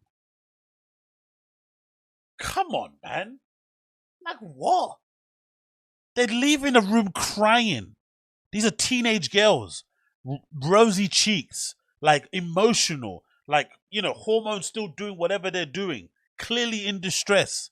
Looking very, very young also. Let's make it that be known. Because this guy looks like he could be 35, 55, 45. You don't know. He's that guy, ambiguous kind of, you know, New Jersey type of age range. So you know what young girls look like. Because usually they wouldn't be anywhere around you unless you're with Chris. And you don't know anything. Come on, man. This you is... Oh... Even, okay, we're talking hundreds of women. I just remember, like, after one show, I think we were in, like, Hollywood, Florida. He's like, hey, can you grab this girl? She wants to meet me. Okay, cool. And it's after the show. I go grab her. I'm like, all right, come on. And I just bring her. She goes into his dressing room. I then go and close out the show with the venue manager. Asking your boys to go and grab girls? Red flag. I'm sorry. Are we 10 years old? Are we 13 years old? To write notes. Do you like me, yes or no? If a grown man is getting another grown man to come up here and tell you, oh, my friend likes you, red flag. Red fucking flag. Why are they doing this coordinated fucking operation? Are they in the Navy SEALs or some shit? Why is he sending his mate to come and talk to me? Red flag. Either he's an infantile man, or there's something crazy and conniving going on in the background. Why is he sending his friend to go and grab you from the... Is he fucking Justin Bieber? Like, what's going on here? What are we doing here? For real. You're in a comedy club. You can see fucking the contents of people's mouths. You can see their molars while they're chewing. You can see the fucking chicken fingers on their tables. Why do you just send your friend to go get it? Why don't you just go up to the girl herself after the show and tell them to come to the back? Why are you sending your friend first? Nah. Come back and she's walking out of the green room and I see her face and this girl looks like she's almost in tears. In my head I'm thinking, all right, that's... I thought he was going to say, this girl looks like she's almost 18. This guy. No, fuck this guy. I'm not having it. No way. Fuck him. Fuck Chris. Fuck all of them. Weird. You know, Chris, what was that about? Oh, nothing. I'm like, oh, okay. And you kind of like, you just have so many things going on. You don't recollect that, like, at the time. You don't think, yeah, I don't know, but I'm not thinking... I'm sure you didn't recollect it at the time. After you got that brown envelope, I'm pretty sure you didn't recollect it. I didn't recollect it at the time. And suddenly now you recollect. Suddenly now it's an issue. I did not recollect at the time. Thank God I'm an average civilian. Thank God I'm a normal civilian. Jesus Christ. Thinking one of my close friends is a predator, you know? Fast forward to now, it hasn't stopped. What's gonna happen again? It's gonna happen, like, you're gonna have these women talking about their experiences, but then they're gonna get the backlash, like, oh, they're lying, oh, this and that. They're gonna find some way to, you know, find, you know, little holes in the story, pick at those, and make these girls not credible. I don't want to see that again. If I'm able to... You saw it with your own eyes in fucking 4K, and you didn't say nothing. This guy's fucking the worst. To explain what I've seen and what I've put together after all this time, hopefully people will believe them. One of the many stories that's simply too long to include in this video, Zach explained to me that he knew one of Chris's victims in person. She was 19, and he like had her move to LA. It didn't make sense to me at all. And I feel like, looking back, you feel so bad because here I am, I'm like, yo, she's not telling the truth. Like, he would not say that, but it's true. So Chris, in his 40s, moved an 18-year-old girl from New York to LA. They tell me everything. I'm like, I had no clue about this. This is crazy. And in my head, I'm like, yo, this is kind of like calling them babies. I'm just like, it was weird. And now looking back, it's like he's almost impressed that Chris got away with it. Look at his smile. It's like he's impressed. Like, fuck, man. He was like running through these 19-year-olds and 16-year-olds. It was pretty wild. I was like, how's he doing this, man? He's got a wife at home and shit. He's making apology videos. Like, it's almost as if he's impressed. Like, at Chris's ability to kind of get away with it, quote unquote.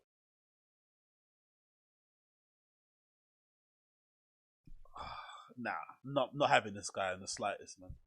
In retrospect, it was like hiding in plain sight. You know what I'm saying?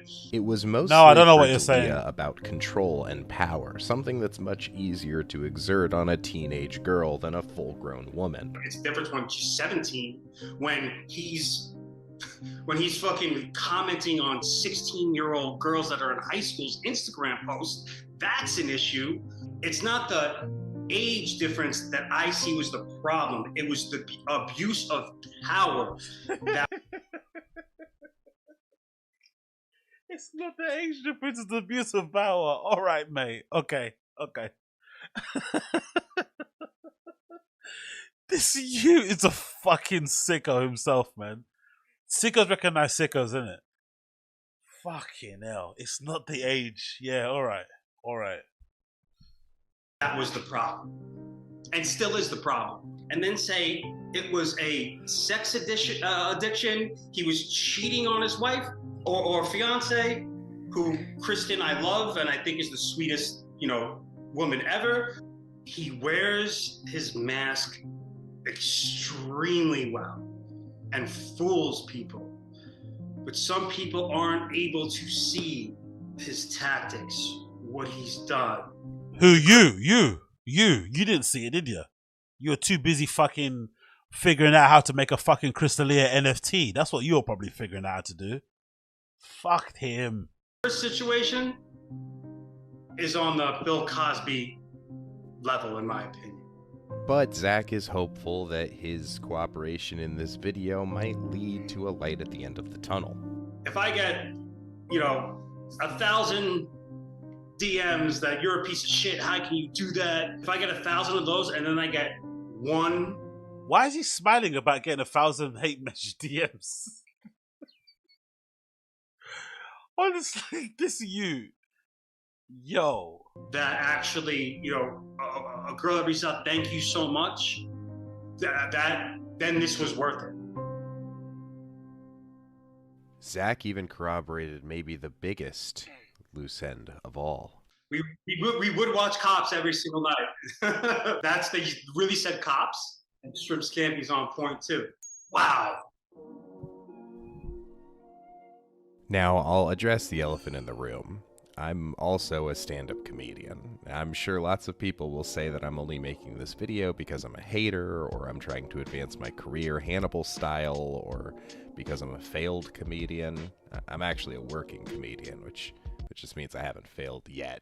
Give me time. As far as being a hater goes, I don't have a reason to hate Chris, outside of him being a monster. He was never my favorite comedian, but when I'd see him go on stage at the main room of the Comedy Store, he would kill. My problem with Chris arose after things started to come out. I only say this because I often see people say things like, you're only coming after him because you're jealous. I honestly don't have some deep-seated rage or jealousy with handsome male comedians that are more successful than me. Spoiler, there's a lot of them. I mean, great comics like Jeff Dye, Moses Storm, Preacher Lawson, Trevor Wallace, all good-looking, successful dudes that I have nothing but respect for, and I've heard nothing but good things about. I also don't fault any of the people that are currently working with D'Elia because I think they've been gaslit by him too.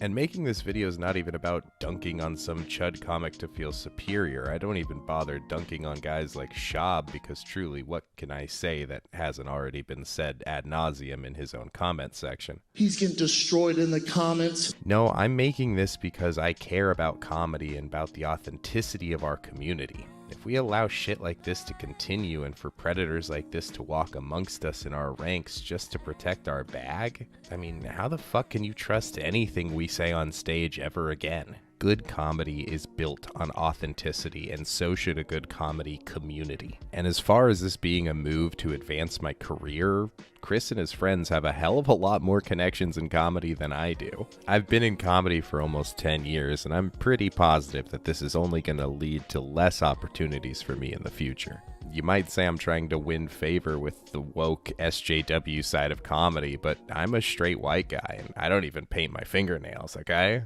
They don't want me either. So unless the John Oliver show realizes tomorrow that they really want to buy lunch for another fat guy every day, I don't think making this video is actually going to have positive impacts for my comedy career. Personally, I don't think Chris should be pursuing a career in the spotlight anymore at all. He's proven that time and time again, with power or an audience, he's continually drawn to abuse. Personally, I think he should go work at a Payless or a PF Chang's. Realistically, I shouldn't even be making this. I'm not a journalist. I honestly have trouble even spelling the word. I don't know where the O goes. I'm an overweight comedian who lives in the Valley and has less than 500 Twitter followers. I shouldn't be the one who has to do it. Also, I don't want to do this. You think I want to interview sexual assault victims? I mean, they're nice women, but fuck, dude, it's a bummer, dog. You think I want to have to edit a bunch of videos of Chris D'Elia after hearing all this crazy shit? No, I don't want to work on this project. This sucks. I want to go play Pokemon and do mushrooms in the woods. This is truly an awful creative experience, but I think this video is important, and I think it's the right thing to do, so I'm making it, because someone should. When you've been a demon for a decade, I don't think you get to whip it all into shape with 8 months of fake therapy after using and continuing to use our art form to map a juggalo tour of sexual assaults across North America. Really closing the hour-long rape video on a juggalo joke, huh? You ever see a fucking 14-year-old? She looks 30.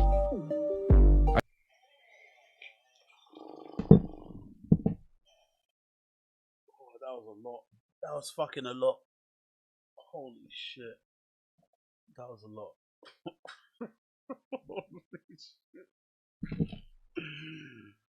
Oh, that was a lot. Okay. So, what can be said about this? What can be said? Oh, so many horrible people. Victims, of course, you know, support and healing to the victims always. Support and feelings to the victims always. Support and healing to the victims always. Hopefully they have people around them that love them and care for them. We're going to be looking out for them during this crazy time, because I'm sure there's many Chris D'Elia sycophants out there probably in their DMs saying all sorts of madness and comments and whatnot.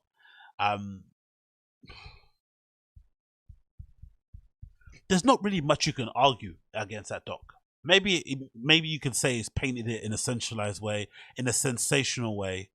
But even if you're a Chris D'Elia supporter and you don't believe he did anything untoward, and you think the tattoos are exaggerated, and you think all the interactions with girls are consensual, even if you think that's true, just the mere fact that it sounds like he's cheated on his wife with like 500 plus women, even that should be a little bit weird, isn't it? Especially somebody who's claiming that they're trying to get over a sex addiction or something.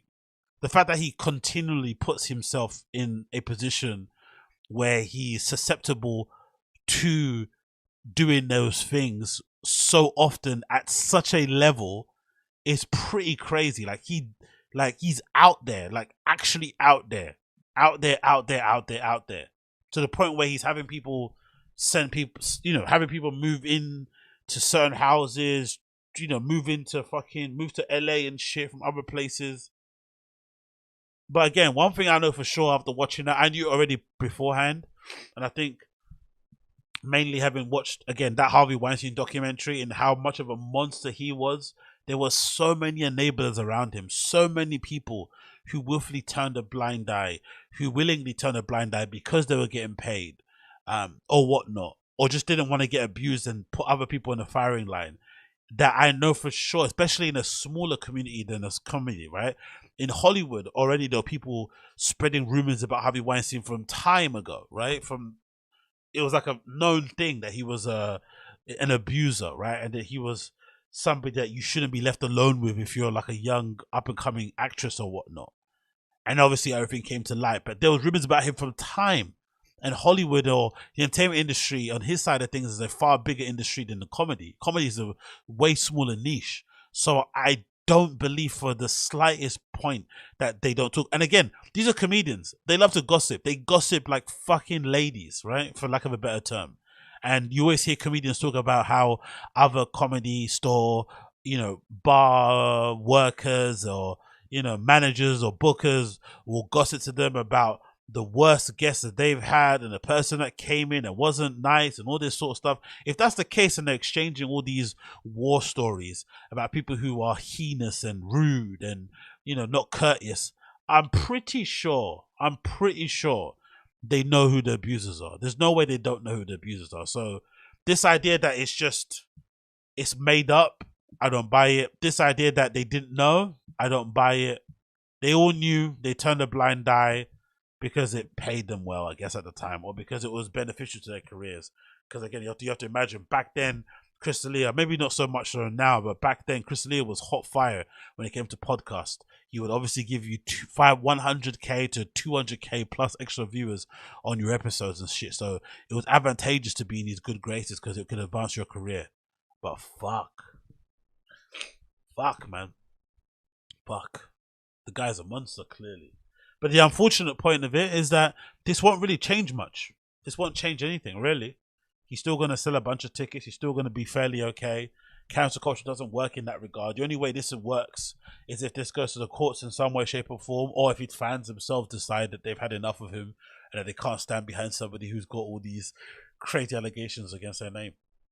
But that also won't happen because, his fans seems to not really give a shit, which is really strange, but, what can you do? Bloody hell.